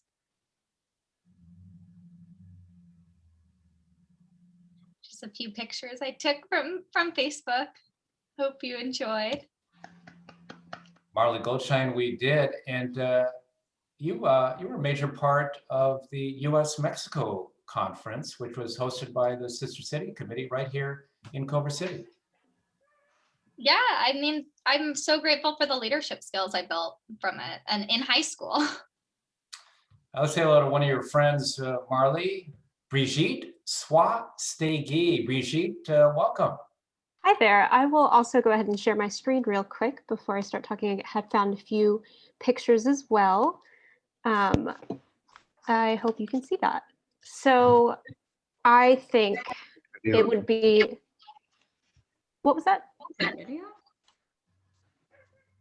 You can continue. Okay, great. I'm thinking back to my experience with the trilateral experience. I don't think it would be a stretch to say that it didn't directly influence kind of what I went on to do after high school, and that it had a big impact on my life. I participated in the exchange with members from both of our sister cities in Mexico and Canada. Our sister city, in Culver City, we hosted students from both cities, and we both traveled all together to DC, where we visited the Capitol, the Library of Congress, the Organization of American States. We even volunteered at the Capitol Area Food Bank, which was an awesome opportunity. That's what you're seeing on that slide. And we even visited the headquarters at Sister Cities International, which was a really awesome opportunity to do. And I loved every moment of it. I think I loved it so much that I now live in DC. I went on to study at American University, where I majored in international relations and Spanish studies. And I just finished my graduate degree in US foreign policy and national security. So I think it's super easy to tie my interest in global issues and in cultural exchange and international relations right back to that trilateral experience. And during the program, my family hosted Jocelyn from Lethbridge. And as an only child, I was super excited to have like a host sister. And we got along great. And a few years after the program, our families ended up spending a weekend together in Arizona. And we've kept in contact to this day. And I don't think any of that would have happened without my experience on this program. Brigitte, thank you. Well, let's say hello to your good friend from Canada, from our sister city in Lethbridge, Jocelyn Dufresne. Welcome. Hello, this is one of my first times using Zoom. Can everybody see me? Yeah. Yes. Perfect. Well, I have many fond memories from my experience with the Twinning Society trip. When I was in high school, I was looking for something to spark some passion. And when I saw the article in our local paper, I was thrilled to pursue the opportunity to travel to Culver City in Washington. Like Brigitte shared, I was hosted by her family, which gave me a really unique opportunity to experience California from a less touristy perspective and more from a realistic one, where I'm living there and being a part of the community. The organizers and leaders of this trip were very effective in empowering us with realistic and attainable ways to serve our communities. The focus was on poverty and improving the environment, and we were able to bring those ideas back to Lethbridge and did a winter clothing drive for our homeless population here. But without the trip's ideas and collaboration with other students, I don't think we would have, like the other youth have shared, we learned a lot of great leadership skills that are realistic and what can we do to realistically serve our community.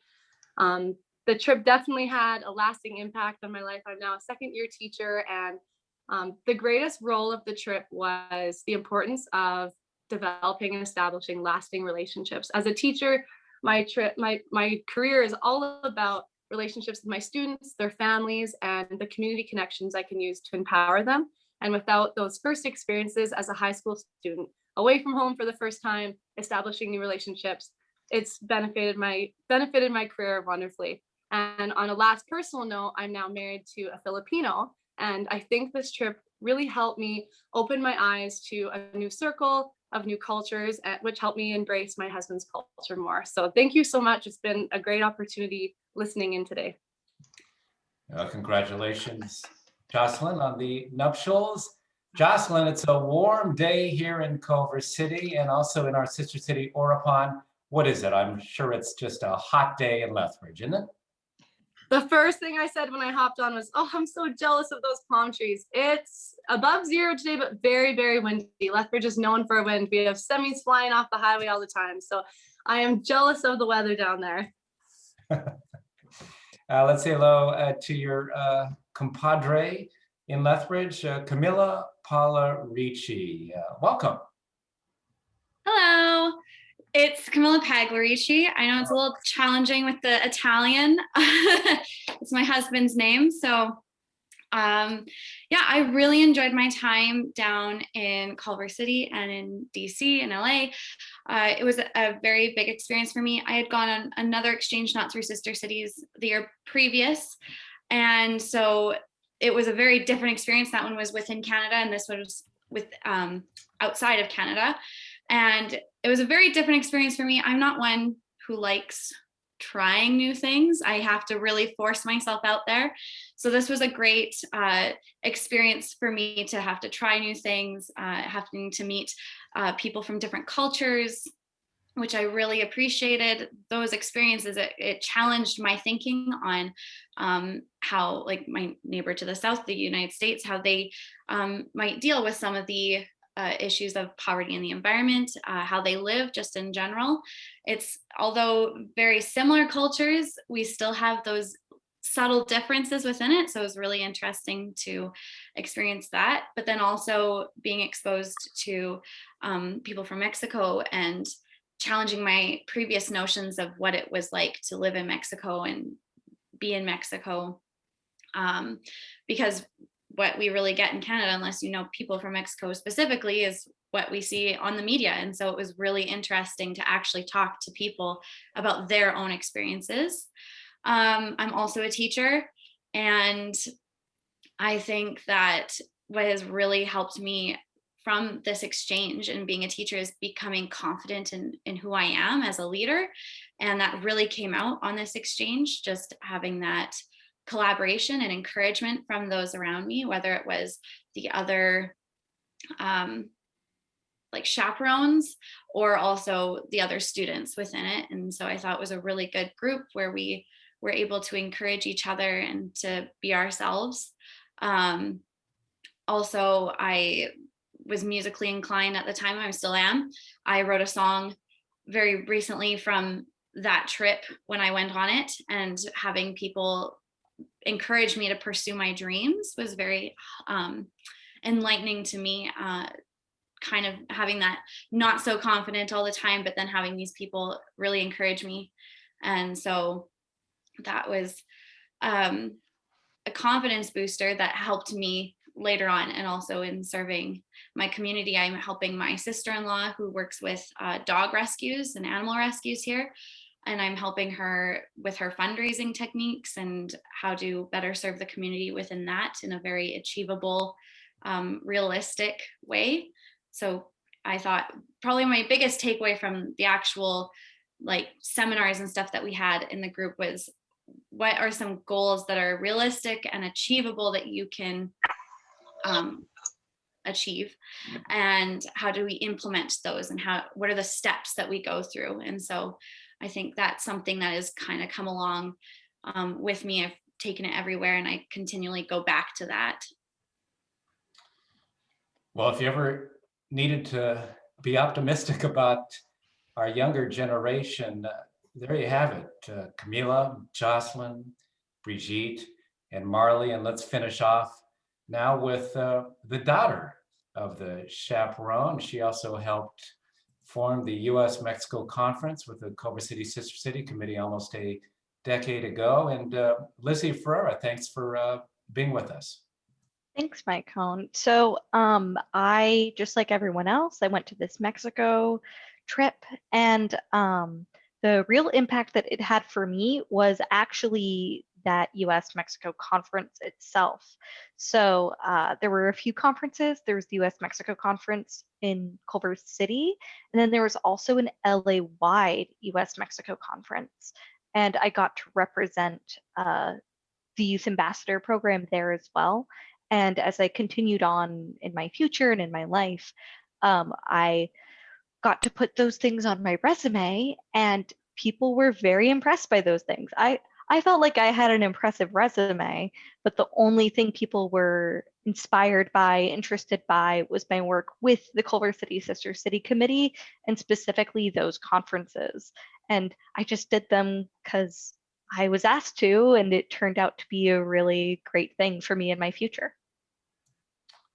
Well, thank you, Lizzie. Our youth chaperones, Mara Neufeld. Yes. So while CCSCC, or Culver City Sister City, has conducted charitable programs with its sister city in Michoacán, the Spanish immersion program at El Marino Elementary School here in Culver City has participated in exchanges with Mexico and day trips to Uruapan. El Marino has the oldest immersion program in the country. And Hillary Ketchum of Advocates for Language Learning at El Marino was disheartened to have to cancel the annual Mexican exchange trip last year, and again this year because of the pandemic. So Hillary, how have the immersion programs adapted to the new normal? Oh, well, we haven't. I mean, we can't go. So unfortunately, I mean, I don't want to spend my minute and a half talking about how we can't go because I'll just start crying. I'll just talk about it as if we were going to go, and because hopefully we'll get to go next year. We're already meeting to talk about next year. And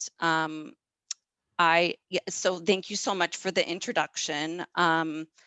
We are sort of like the booster club for El Marino, but we focus on language. And one of the things that we support are the exchange programs. Here, is it gonna let me share my screen? Yeah. Yes. Okay, great. So hopefully you guys can see that. And we, okay. So we send 10 children, and this program has been going on for over 37 years. It was started by beloved Culver City School Board member Madeline Ehrlich over 37 years ago.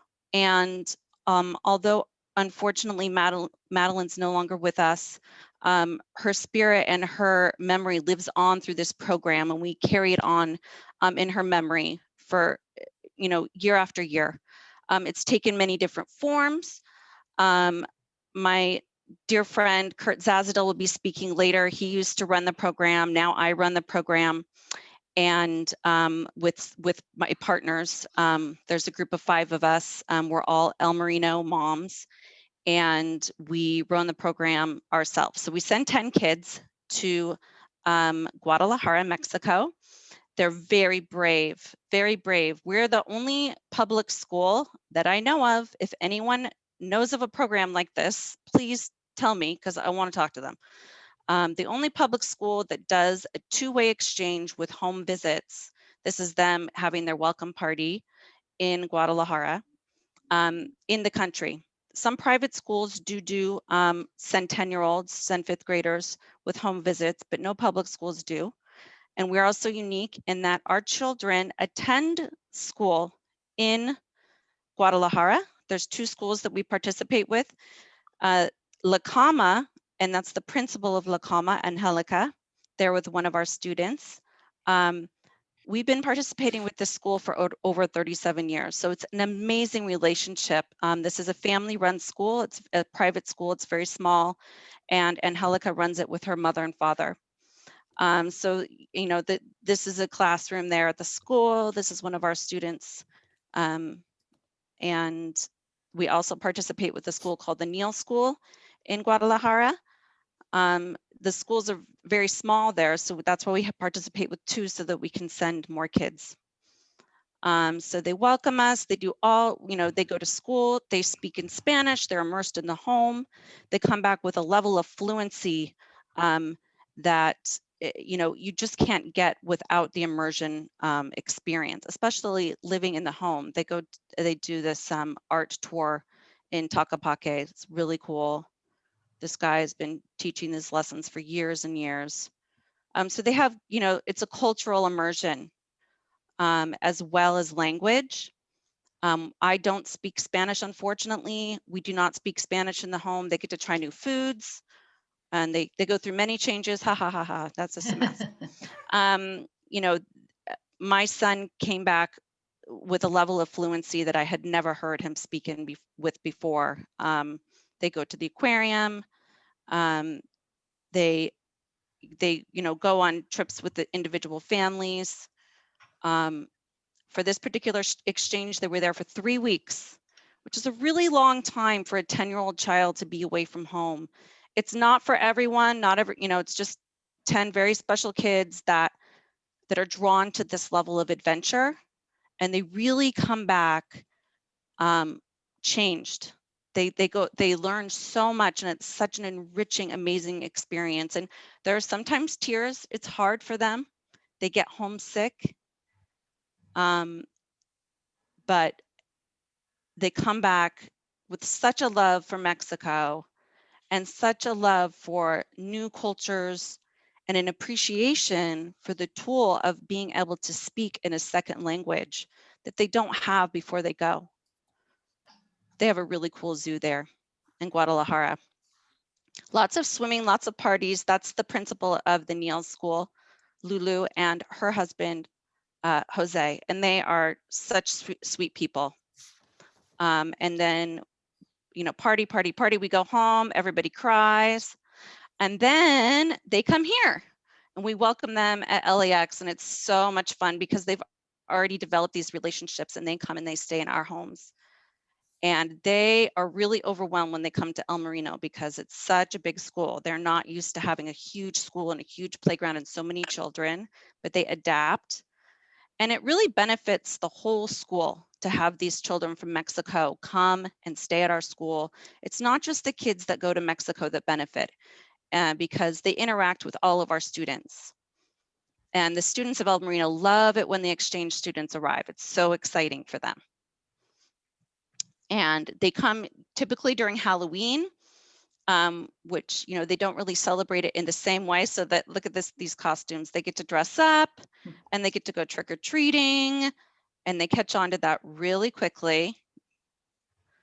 Trick or treat, they got it. They give us free candy, yay. So they go to the Science Center, they go to Disneyland, of course, and Universal Studios. And we have a bonfire on the beach. And then everyone cries when they say goodbye. That's Lulu from the Niels School and our principal, Mina Shiratori, principal of El Marino. So I could talk for hours about the program. I'm sorry that I can't do a Spanish translation. I will put my stop sharing. There we go. I will put my email address in the text if anyone has any follow-up questions. We appreciate your support of our program. We really hope we're going to get to go next year and keep the dream alive, keep this amazing program going year after year. Thank you so much for letting us share. Thank you so much, Hillary. I really love the program. My 3 kids went through it. Oh, really? Well, here's one really exciting thing before I go is we actually have an El Marino mom. Her name is Jamie Naylor. Some of you guys might know her. Her family owns the Army Navy surplus store on Venice. She went on this exchange when she was at El Marino. And now her daughter goes to El Marino, and her daughter is going to go on the exchange, and she's going to go and be a chaperone. So this is our first time ever at coming full circle like that. It's really exciting. Thank you so much, Hillary. Thank you. Hillary Ketchum, thank you, and Maren Neufeld. And I just love reading the chats. Kurt, who we'll have a conversation with a little later on, says he's crying just thinking about the great memories. Lisa Saperston, what's going on in the chat room? Exactly what you said. I think there's no words for many of you as well when you're reliving these experiences. It's just your heart is just beaming, and feeling such heartfelt moments. So I feel all of this love in the room. So that's what we're sharing in the memories, the memory lanes, and it's wonderful that we can have this exchange like this. We're keeping it alive, and we're doing it again, 2021. You will see your Wordle in just a few minutes. We asked Freddie what type of music he and our guests from Uruapan want committee member Julie Schatz to play for a Zumba fitness break. Do you think Freddie suggested Mexican traditional music? Or how about Michoacán indigenous? Or did he say, play American pop? Freddie, what did you suggest? Of course, American Pop. And Julie, you say what? Let's twist? I say, let's do it. Let's twist and shout. Come on, everybody. So move in your chairs right where you are, or get up. Get up. Your body will thank you.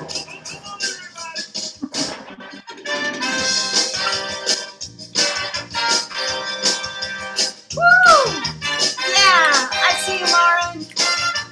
Go, Lisa. Hey, Fred.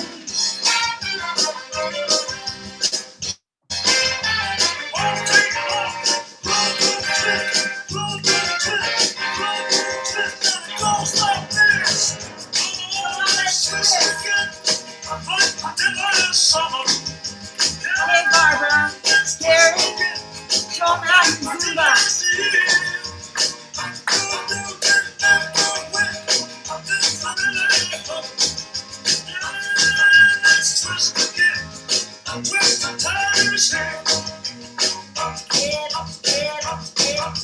Remember this one? Make like a monkey.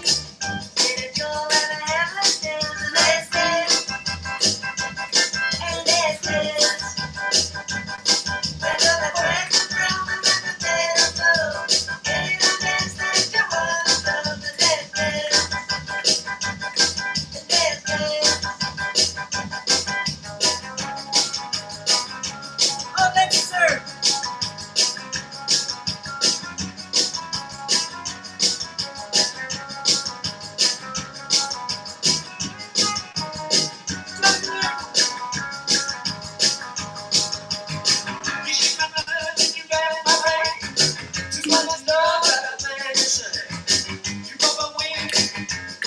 Woo!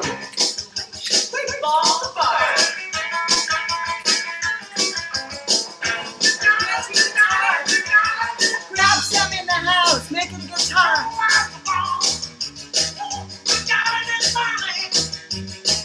And twist. Get that twist.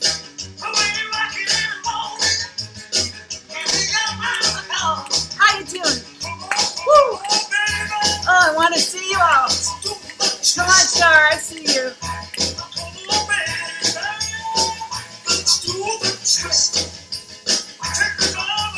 Get me by the hand.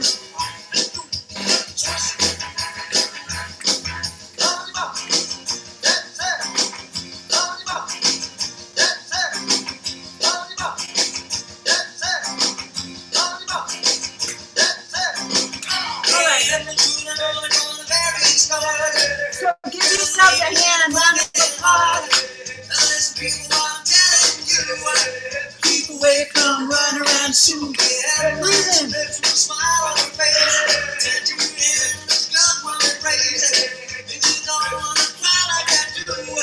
Thank you so much for shaking it with me. Let's get back to Mike. See what he's got in store. From the Sister City Committee, Julie Schatz. We even saw the president of the Lethbridge Twinning Committee with his dog dancing. And the crews and everybody just doing a great job dancing. Hey, Julie, who are, based on what you've seen, our many guests here, some 100 on the Zoom show, who are the better dancers? Who's got better rhythm? The Mexicans I got or it. the Americans? I got to hand it to Mexico. Thank you. You guys. Yeah, we're trying. We're doing our best, but keep going. You inspire. Yeah, that's right. Feel the love. Indeed, a lot of love. And shaking up with Julie Schatz.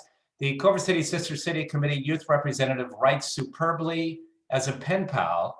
And is it true, Melina Miura, that your Valentines for the children at Casa Hogar Nueva Vida won awards for beauty and originality?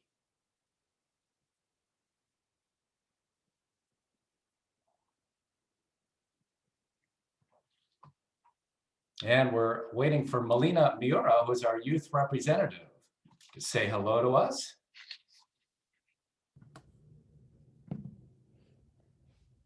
Oh, hello, sorry. Yeah, so a couple weeks ago, we had lots of fun making Valentine's cards for some of the senior citizens in Culver City.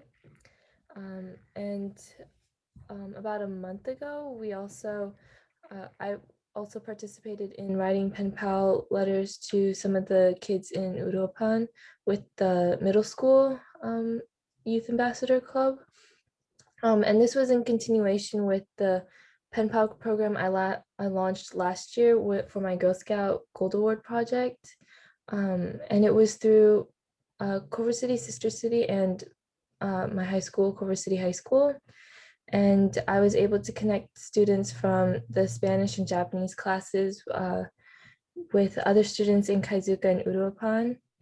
And I was able to give the students a better understanding of our sister cities and just a better view of the world. And they were able to make personal connections and make new friends as well.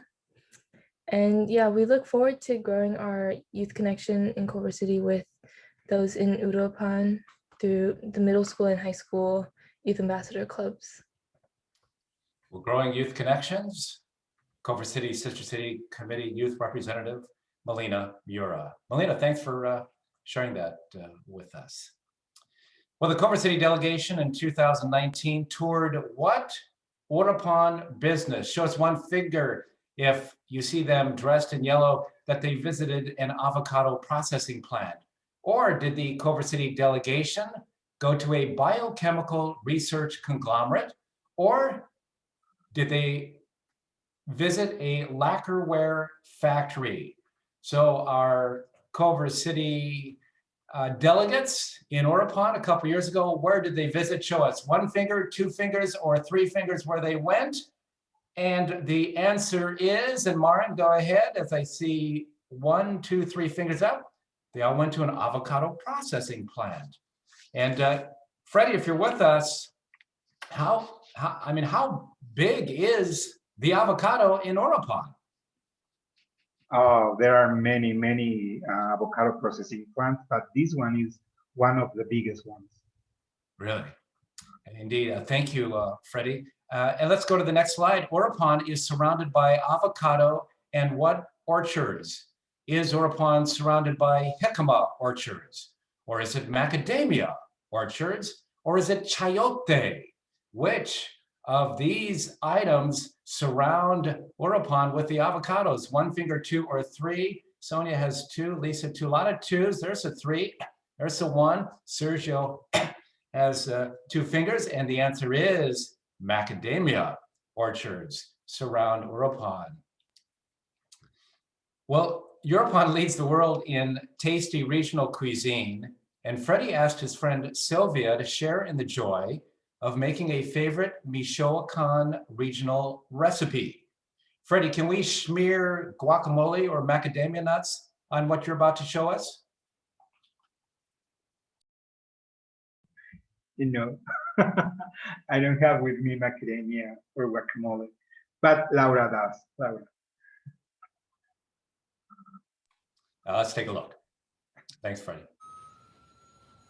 Hello, my name is Silvia. I am from San Lorenzo, Michoacán. Let's start with the preparation of the nixtamal. We need corn grains, charcoal or wood ash, and water. For 2 kilos of dough, we need 2 liters of corn grain. We boil the corn in 6 liters of water for around 25 minutes, then add a big spoon of ash. Boil for another 25 minutes and check if the skin of the grain has already fallen off. That means the nixtamal is almost ready. When this is done, we wash it with plenty of water until the nixtamal is completely clean to be ground. The leaves of the cornfield are mincered in hot water and the half of the rib is removed, which will be used for the background when we cook the corundas. To preparate the dough, we add baking powder, salt, and oil.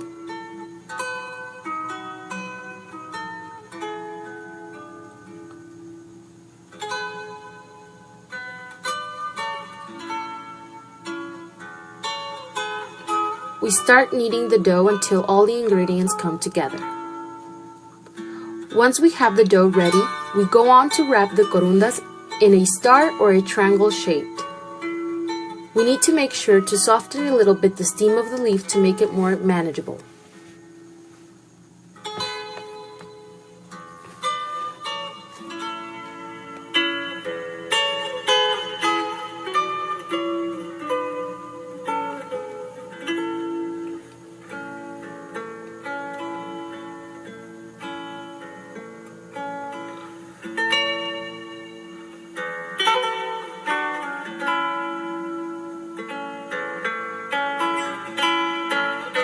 Then we pass to cook them in a big pot and cover it up with some cabbage leaves. This will give it a bit of a special taste.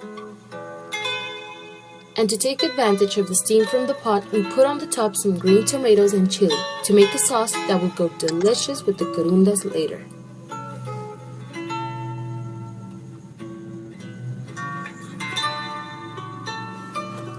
Finally, they are ready to eat.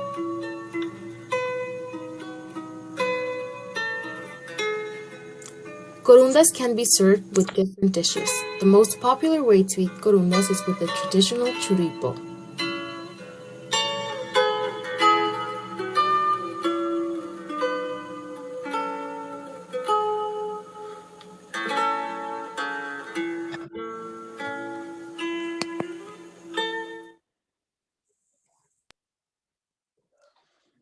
Freddie, the corunda, what is typically served with it? Well, you can eat corunda alone, like a tamal, but also you can have it with a soup called churipo. It's a hot soup. And why is it called cake of the palace? Because it's a very Asian tamal. Asian people used to do it since long ago, and it is the most traditional dish here in Michoacán. Mm-hmm. Is it eaten year-round or on special holidays? No, you can eat it anytime, and you can find it everywhere, any market. Freddie, did you notice in the background there are a lot of decorative dishes? Are these functional, or are they just pieces of art? Those are just pieces of art. They are not functional as dishes anymore because they are using a very special technique. So it would be if you use it for eating or something, they don't work anymore. Yeah, but your city is known for a certain kind of shine on these pieces of art, but it's kind of a lacquer, or they call it mock. Is that something just indigenous to your area? Yes, the maque. Really? That's just beautiful. Freddie, thank you. And we'll post a recipe of that specialty, corunda, on Facebook soon. Let's welcome again the chairperson of our Uruapan Celebration of Friendship, Sonia Carew.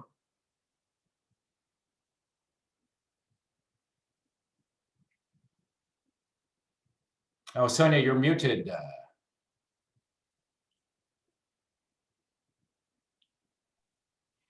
Okay, now I'm muted. Following me will be a couple of people who are going to talk about our trip in 2019 to Uruapan, but I want to take you back memory lane to 2003, which is the date of my first visit to Uruapan.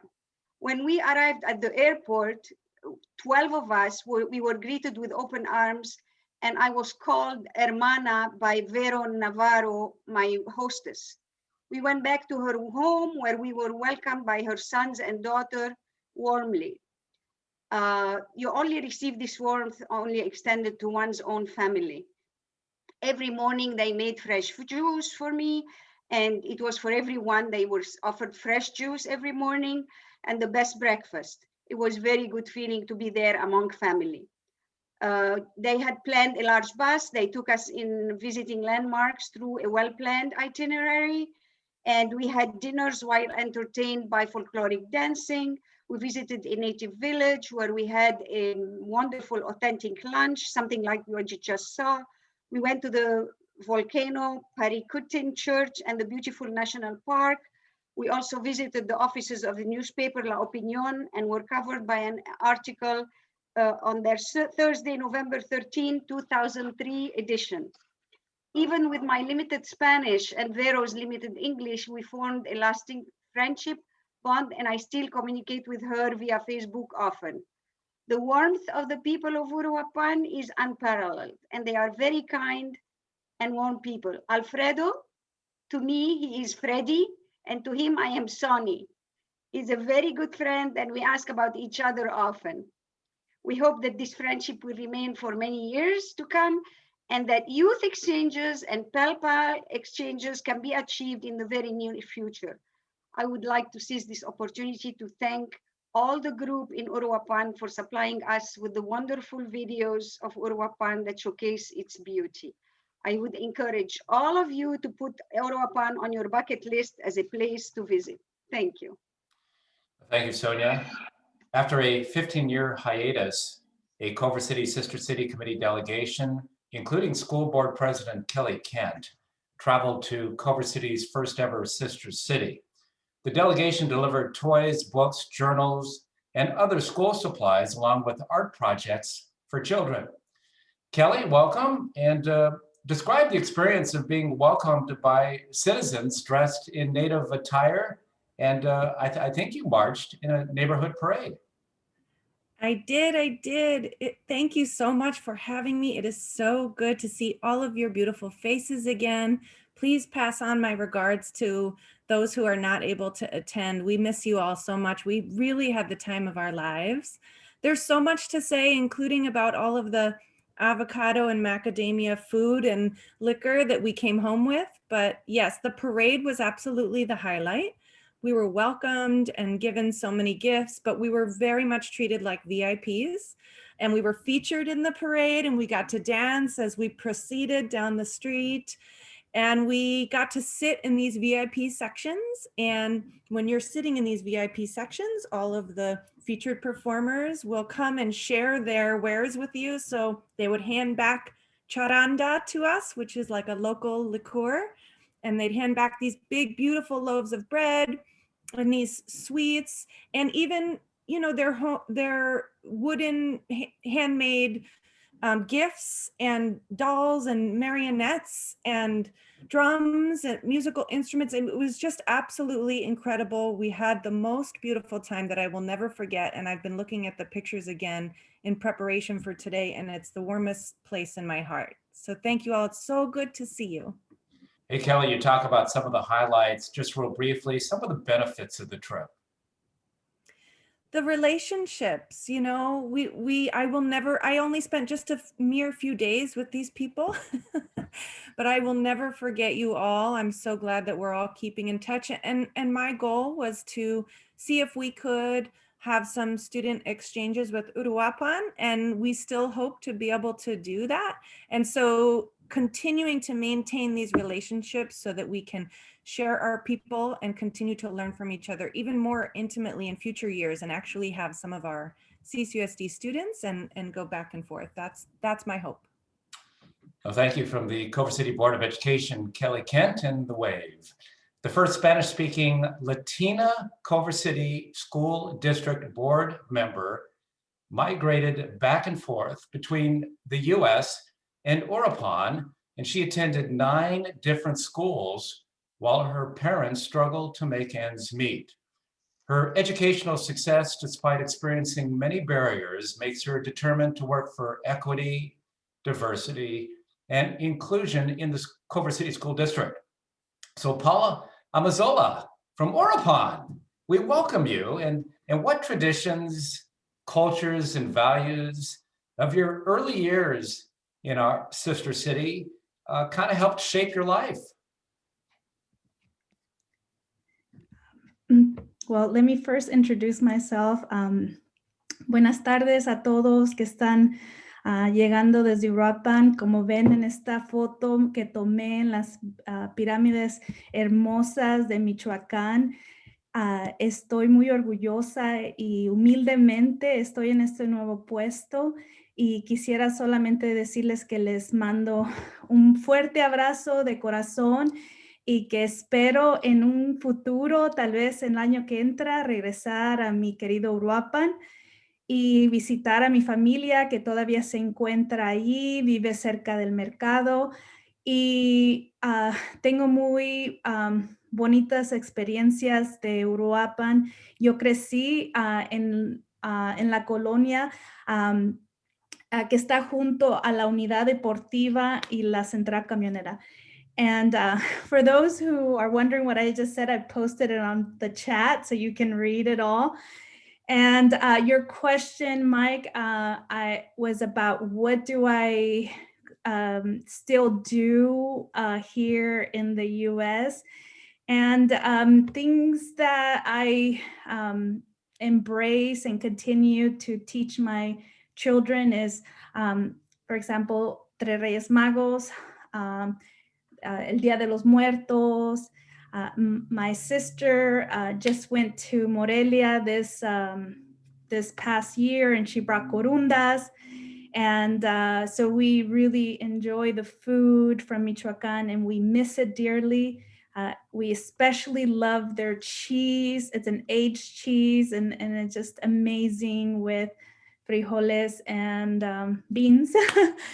And what else? Do you have another question for me? That's okay. And look, we appreciate what you've shared on the chat as I read about your experiences in your life, and we're so honored to have you with us, Paula, indeed. Hey, just in general, just share with us kind of the benefits of sharing and understanding each other's cultures. I find that my experience of moving back and forth has really demonstrated that we are filled with commonalities, but also cultural experiences that when we share them, we become we can solve problems, we can be more solution oriented, we can come with more creative and innovative ideas. And I really hope to be bringing some of this innovation, creativity, and solution focus to our school district, and because we really need it right now during the pandemic. Indeed. Well, Paula, we appreciate your work as the former chairperson of the Culver City Parks, Recreation, and Community Services Commission. And nice to have you on the Board of Education. Thank you so much for spending these moments with us, Paula Amazola. Community publicist. Bye-bye. Thank you, Paula. Community publicist, former PTA officer, and Culver City Education Foundation Volunteer of the Year. Joanna Brody shares her experiences of the 2019 visit to our sister city. And Joanna, what was the message your husband, Mayor Thomas Small, had for the mayor of Uruapan over dinner over there?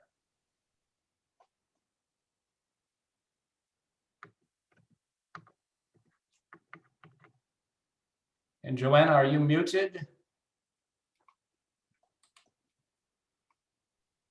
Am I not? Am I unmuted now? Oh yeah, go ahead, Joanna. Okay, you're live. Hello, hi, hola. The message was, thank you for your hospitality, and please enjoy this commemoration from Culver City to Uruapan in recognition of 55 years of friendship. Gracias por su hospitalidad. Oh, thank you, Joanna. And Joanna, You're welcome. What intrigued you when you and the delegation visited that avocado plant? Well, I was going to say that I thought we covered so many things in 4 days. There's so many memories from flying in and seeing the incredibly beautiful geography in the interior, the mountains and the trees and the foliage. And the avocado plant, though, was definitely one of the highlights. It's a state-of-the-art factory, which was so amazing to see. The factory also goes to great lengths to have very human-centric practices for their employees with good wages and high safety standards.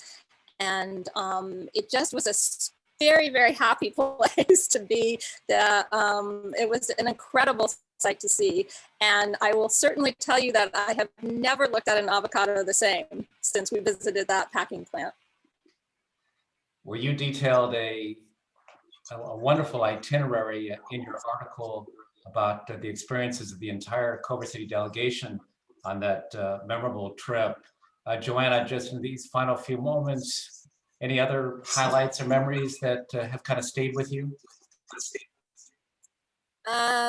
Well, there was the disco that we were taken to by one of the local politicians, which I'm not sure if we're supposed to be public about that or not, but what stays in Uruapan, what happens in Uruapan stays in Uruapan, except I just made it public. And the park, the national park there was something unbelievable to behold. And my final fantastic memory is, it's such a wonderful thing where I think we all appreciate more so now, as Hillary Ketchum from Alum was saying, and that all of these incredible students who've been there, that we cannot take for granted the opportunity to actually visit a place and to, taste the local cuisine and speak the language and meet the people and walk the streets. Some of which are actually named Culver City, which was one of the other highlights of that trip, was getting to actually see the city street named after us. And then the final one was going to the festival and seeing that ambulance that Sonia herself had driven down across the border. Joanna Brody, thank you, former Culver City Education Foundation Volunteer of the Year. Culver City Sister City Committee Vice President Jim Clark bought a holy ukulele at the largest traditional handcraft festival in Latin America on that Sister City trip. And Marie Leva will translate. I'm going to say his speech in Spanish first before the video is shown. La película que vas a ver es a nuestro alcalde anterior, se llama Jim Clark. Fui parte de una delegación que visitó Uruapan en abril de 2019. Estuvimos allí durante la feria anual de artesanías del Domingo de Palma. Esta feria atrae a artesanos y sus productos de toda la región. Marchamos y bailamos en el desfile y luego recorríamos las distintas cabinas y exhibiciones. Desde que aprendí a tocar el ukulele el año anterior, me atrajo la exhibición de guitarras y ukuleles que se hicieron en la ciudad cercana de Paracho. Esta ciudad es conocida por sus instrumentos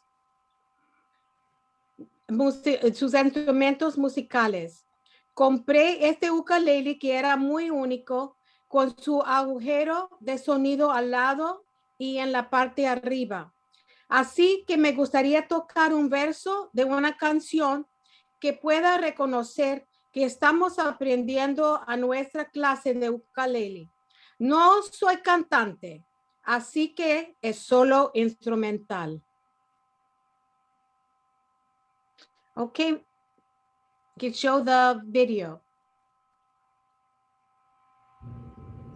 I was part of a delegation that visited Uruapan in April of 2019, and we were there during the annual Palm Sunday Arts and Craft Fair, which attracts artisans and products from throughout the region. We danced and marched in the parade, and afterwards got to tour some of the exhibits. As I'd been playing the ukulele for about a year, I was attracted to the guitars and ukuleles that had been made in Paracho, which is well noted for its musical instruments. So I purchased this ukulele. It's very unique because of the sound hole here and also a sound hole on the top. I'd like to play for you a verse of a song that you may recognize that we're learning in our ukulele class. I'm not a singer, so this will be a musical instrumental only. Thank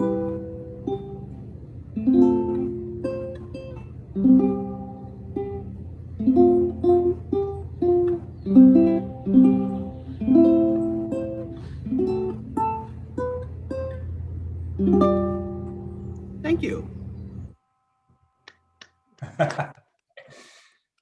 Former Culver City mayor, and he is the vice president of the Culver City System, Jim Clark. Thank you, Jim. Our final quiz question, and Freddie and Laura and Amor, help us out with this one, okay? What Guinness Book of World Record was not achieved in our sister city? Did we experience the largest batch of guacamole made in the world in Uruapan? Is one of the world records the narrowest house in the world?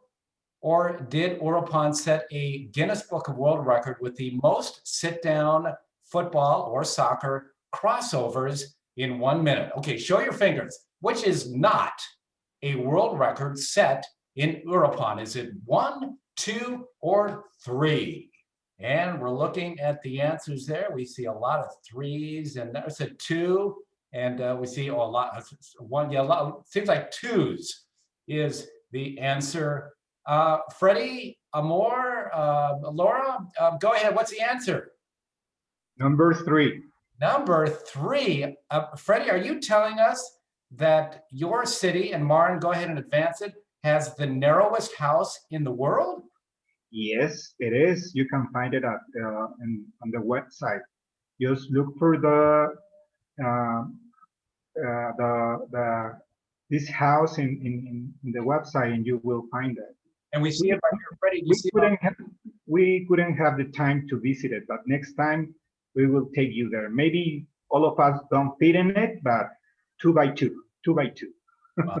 Freddie, thank you. And we see the largest batch of guacamole, 2,800 pounds of dip from 1 ton of fresh avocados. That was somewhere in the early 2000s, a world record. Freddie, thank you. And Amor with us still, and Laura, the president. In support of the need for world kindness, please wear your Culver City Sister City Committee kindness mask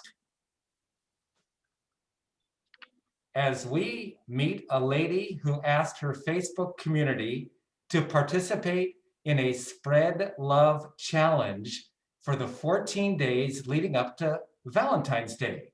Rafia Cooper, did we achieve your goal of spreading at least 100 acts of love?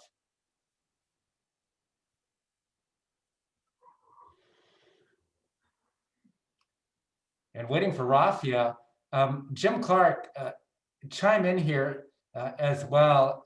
Let's talk a little about acts of love, or in this case, acts of kindness involving the sister city communities.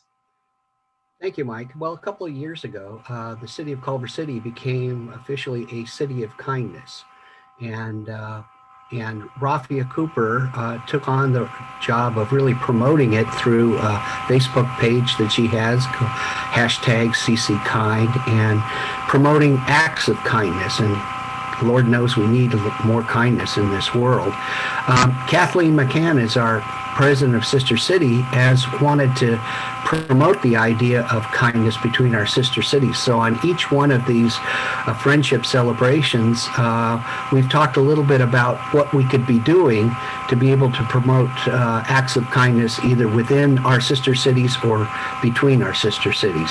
Such things as pen pal programs between the kids where they talk about what they're doing to promote kindness, art contests, poetry contests on acts of kindness, or something called a kindness rock program where you paint kindness messages and leave them around in your city for other people to find and to post them on Facebook, and then either keep them or drop them somewhere else for somebody else to find.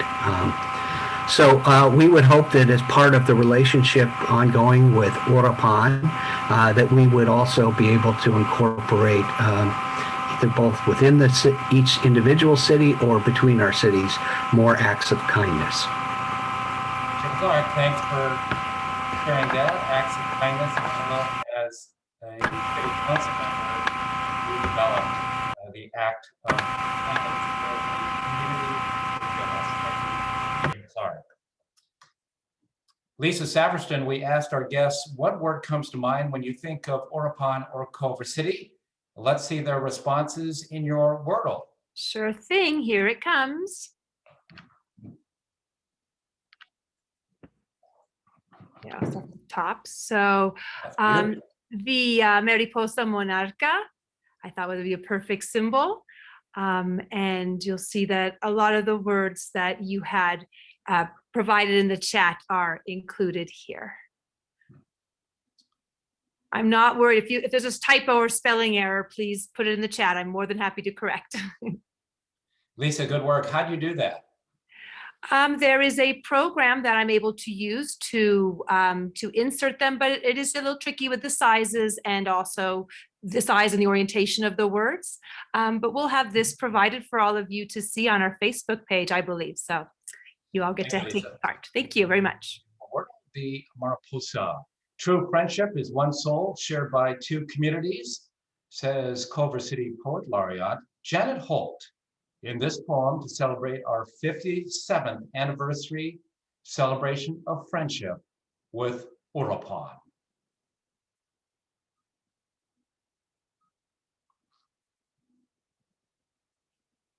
And Janet, just a reminder, unmute yourself.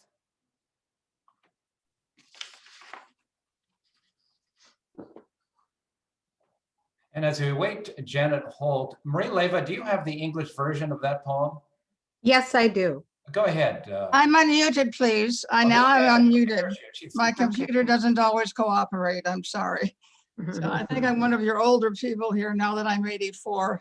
So anyway, this was a marvelous program, and I'm pleased to share the poem I wrote. And I'm delighted that Marie was able to translate it and give it in Spanish later. When you plan to go to Mexico, there are some things that you should know. Places you don't want to miss that should be on your bucket list. One of the finest is Uruapan, cultural center of the Tarascan.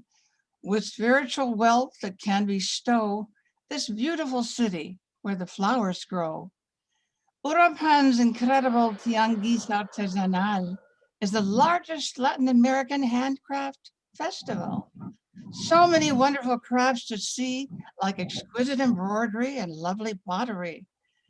Near a volcano and high upon the plains, yet not far from waterfalls and lovely streams, is beautiful Barranca del Cupatillo National Park.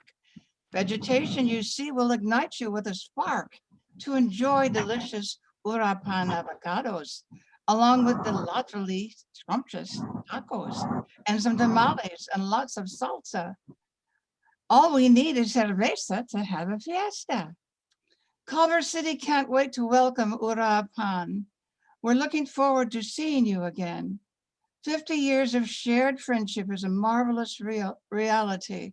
Indeed, true friendship is one soul shared by two bodies or two cities.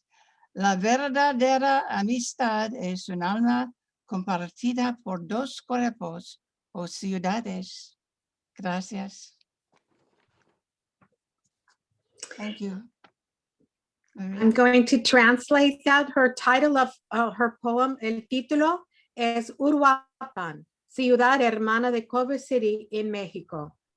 Cuando planeas ir a México, hay algunas cosas que deberías saber, lugares que no quieres perder. Eso debería estar en tu lista de deseos.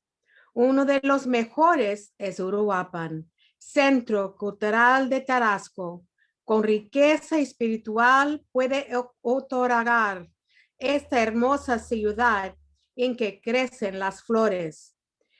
El increíble Tianguis Artesanal de Uruapan es el festival de artesanía más grande de América Latina.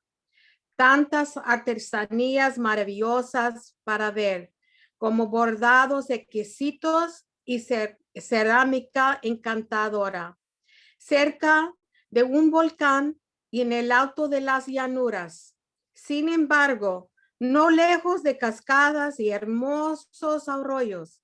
en el hermoso Parque Nacional Barranca de Capizio. La vegetación que ves te encenderá con una chispa.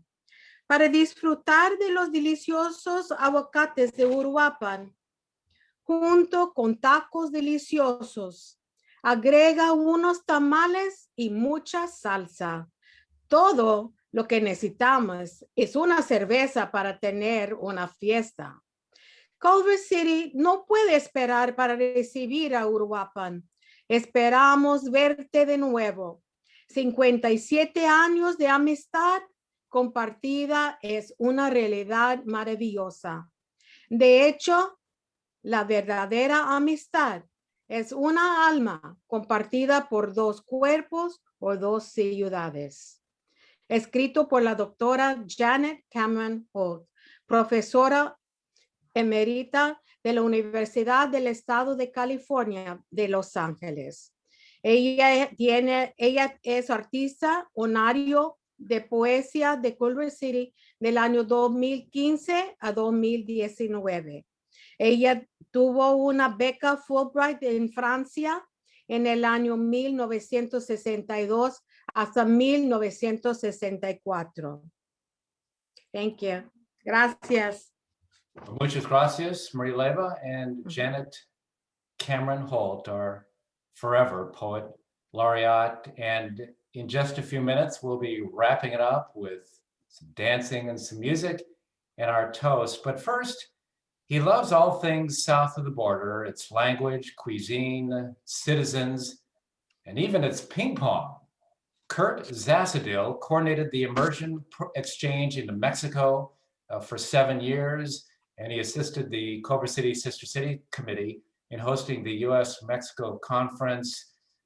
Kurt, great to have you with us. Thank you for staying with us for quite a comprehensive program.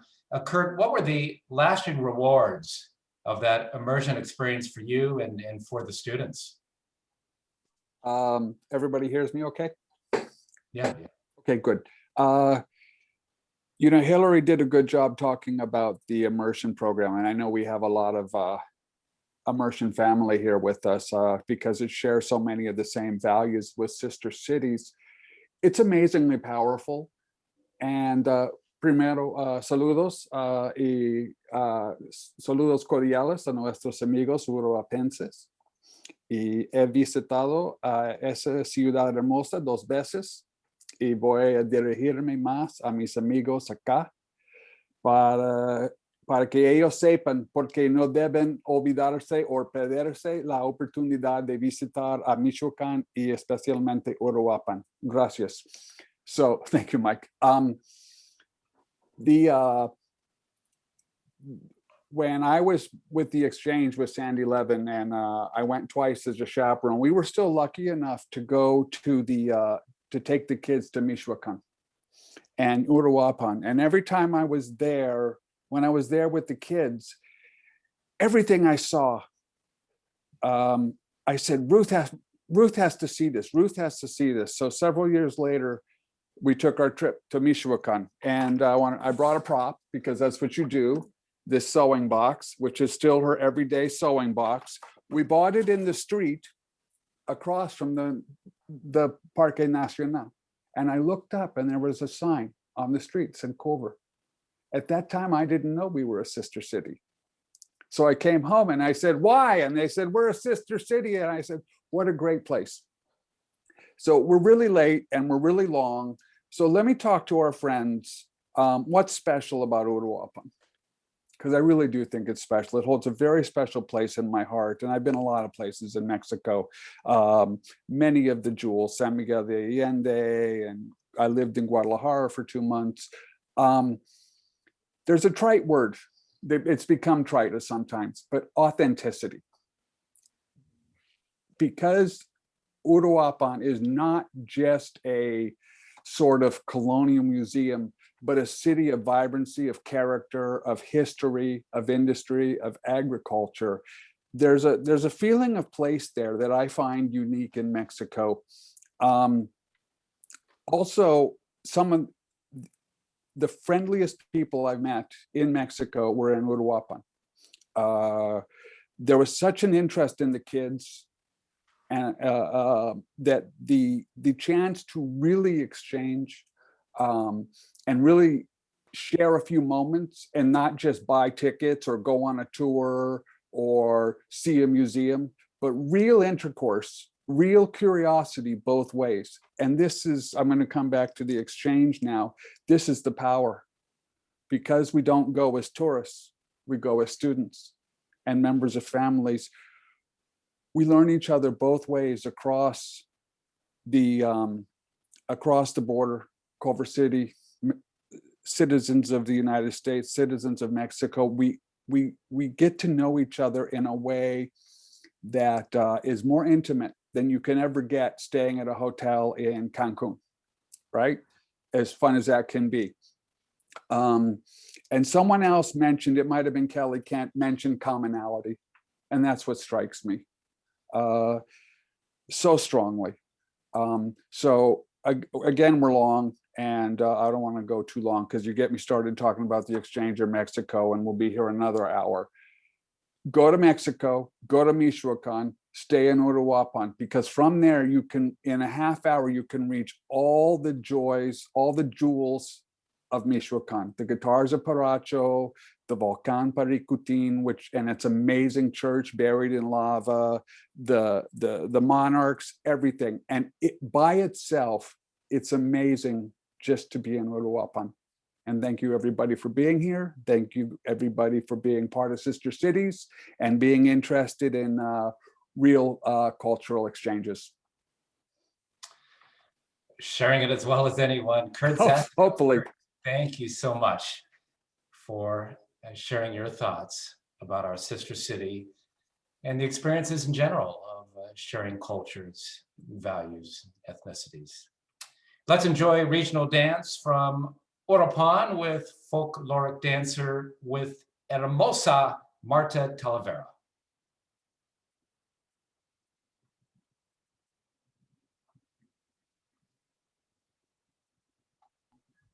And we're waiting Marta Talavera to join us. Listo, Marta.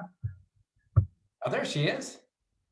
And Marta's got her mute on. Marta, tu micrófono está apagado.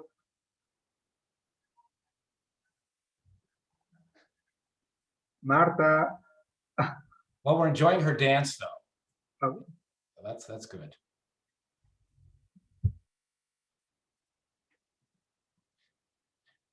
Freddie, describe the tradition of folkloric dance.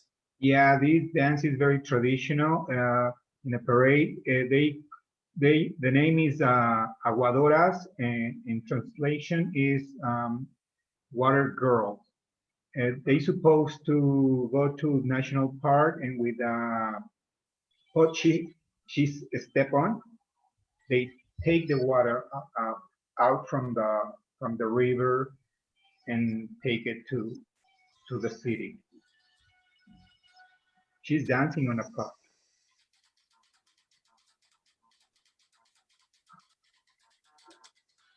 Freddie, you said she's dancing on what? Is she on a platform? Yeah. Oh, really? Okay.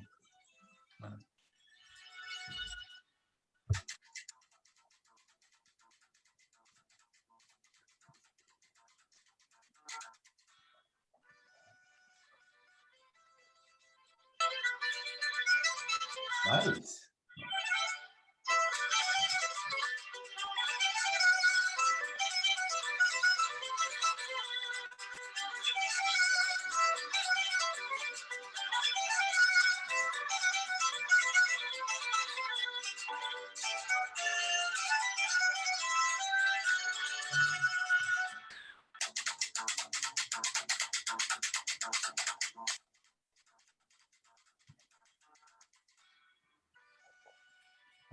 Marta Talavera. Thank you so much, and applause from our studio audience. Wait. Folkloric dance. It's Marta. Marta, muchas gracias. Yeah, gracias. Well, so long, farewell. We hate to see you go. So long, adios. to you and you and you. Enjoy Culver City's very own Von Trapp family, the Ronnie Jones Ensemble. Hola, mi nombre es Rina. Mi nombre es Jesse. Mi nombre es Lily. Mi nombre es Abigail. This song that we're about to sing is called Cielito Lindo. It is one of Mexico's most famous songs. It was composed in 1882 by Mexican composer Quirino Mendoza y Cortés. This song is known worldwide, and when people listen to it, they think of this beautiful country of Mexico. Vamos a cantar Cielito Lindo.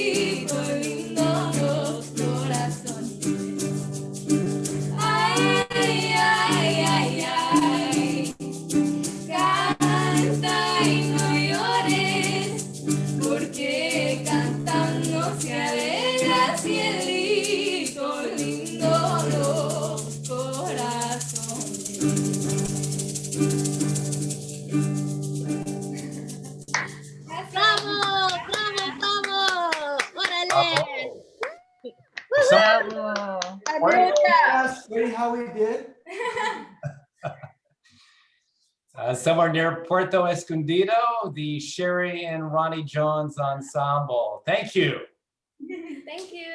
A great way to conclude our program. Uruapan Chairperson Sonia Karoom and Culver City Sister City Committee President Kathleen McCann offer a toast with Uruapan's premium libations. Kathleen and Sonia. Thank you so much. I have a charanda here. If you have a charanda or a tequila or whatever you have, please join us. Here is mine. Salud, amor, felicidad y tiempo para gozar. Thank you so much for your patience. It was a wonderful program. Thank you, Mike. Thank you, Maren. Thank you, Lisa. Did we see the final wordle? Yes, we did. Yes, we did. Okay, good night, everybody. To another 57 years. Thank you so much. We love you. Adios, amigos. Bye, Freddie. Love you all. Adios. Gracias. Bye, Sergio, Gloria. Gloria, Sergio. Harold, good to see you. Yes, we love you. Goodbye, Ronnie. Bye-bye. Bye. Oh, thank you. Bye. Bye, Tina. Bye. Bye. Thank you, Mike. everybody. Salud. Thank you. I was honored. Well done. Thank you, Mike, so much. Great. Adios. See you next time. Thank you, Julie. Thank you, Julie. You're welcome. Thank you for playing with me. Bye, everyone. All right, but I'm gonna have a Karunda. See everybody. Bye-bye. Arunda. To try one. Bye. You guys did a great Bye. job. Thank you. Good job. Nobody wants to leave, huh? Thank you, Robbie. Let's take pictures. We had fun. We had fun. Thank you. We did. Thank you, the Jonases. Thank you. Bye-bye. Bye, Kathleen. Thank you, Kathleen.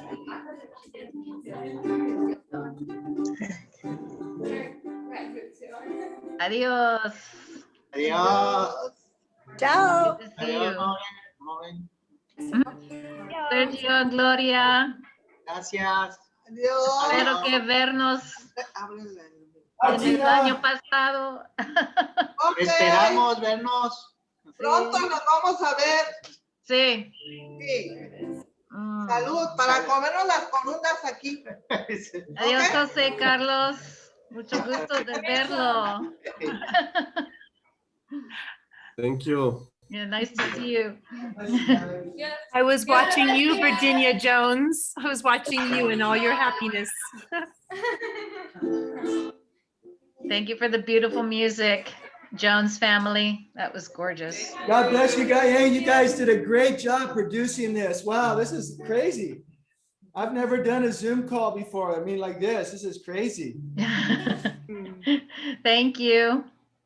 Good job. It's because of you. Bye. Because of you and your family. Thank you so much, everybody. You guys did a great job. Thank Bless you guys. Okay. Harold, thanks for joining us from Alberta. Thank you. Appreciate it. Yeah, thank you. All right. Okay, bye, everybody. I'm ending our program. Good to see you. Not yet. I need to still capture chat. Oh, you need to capture chat. Okay, then we'll hang on a little bit longer. There's a lot of chatting. Bye now. Bye. Bye. I'm enjoying my charanda. Bye.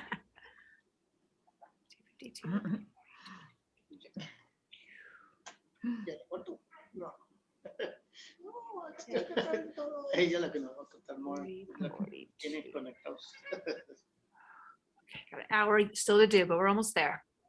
Okay, sounds good. We'll have this saved and put it on our Facebook, I think, so people can spend a lovely 2.5 hours. 2 horas y media con nosotros. It's hora de feliz at different times of the day, so sure. Mm-hmm. Bye. Hasta luego. Hasta luego. Let's see, so it's 3:22. Just on its own now.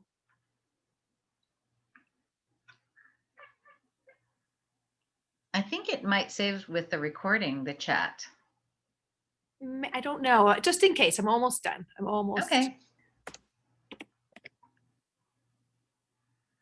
Thanks for joining us, Paul. Okay, I think I got him. All right. I think so. Goodbye. Farewell. See you soon.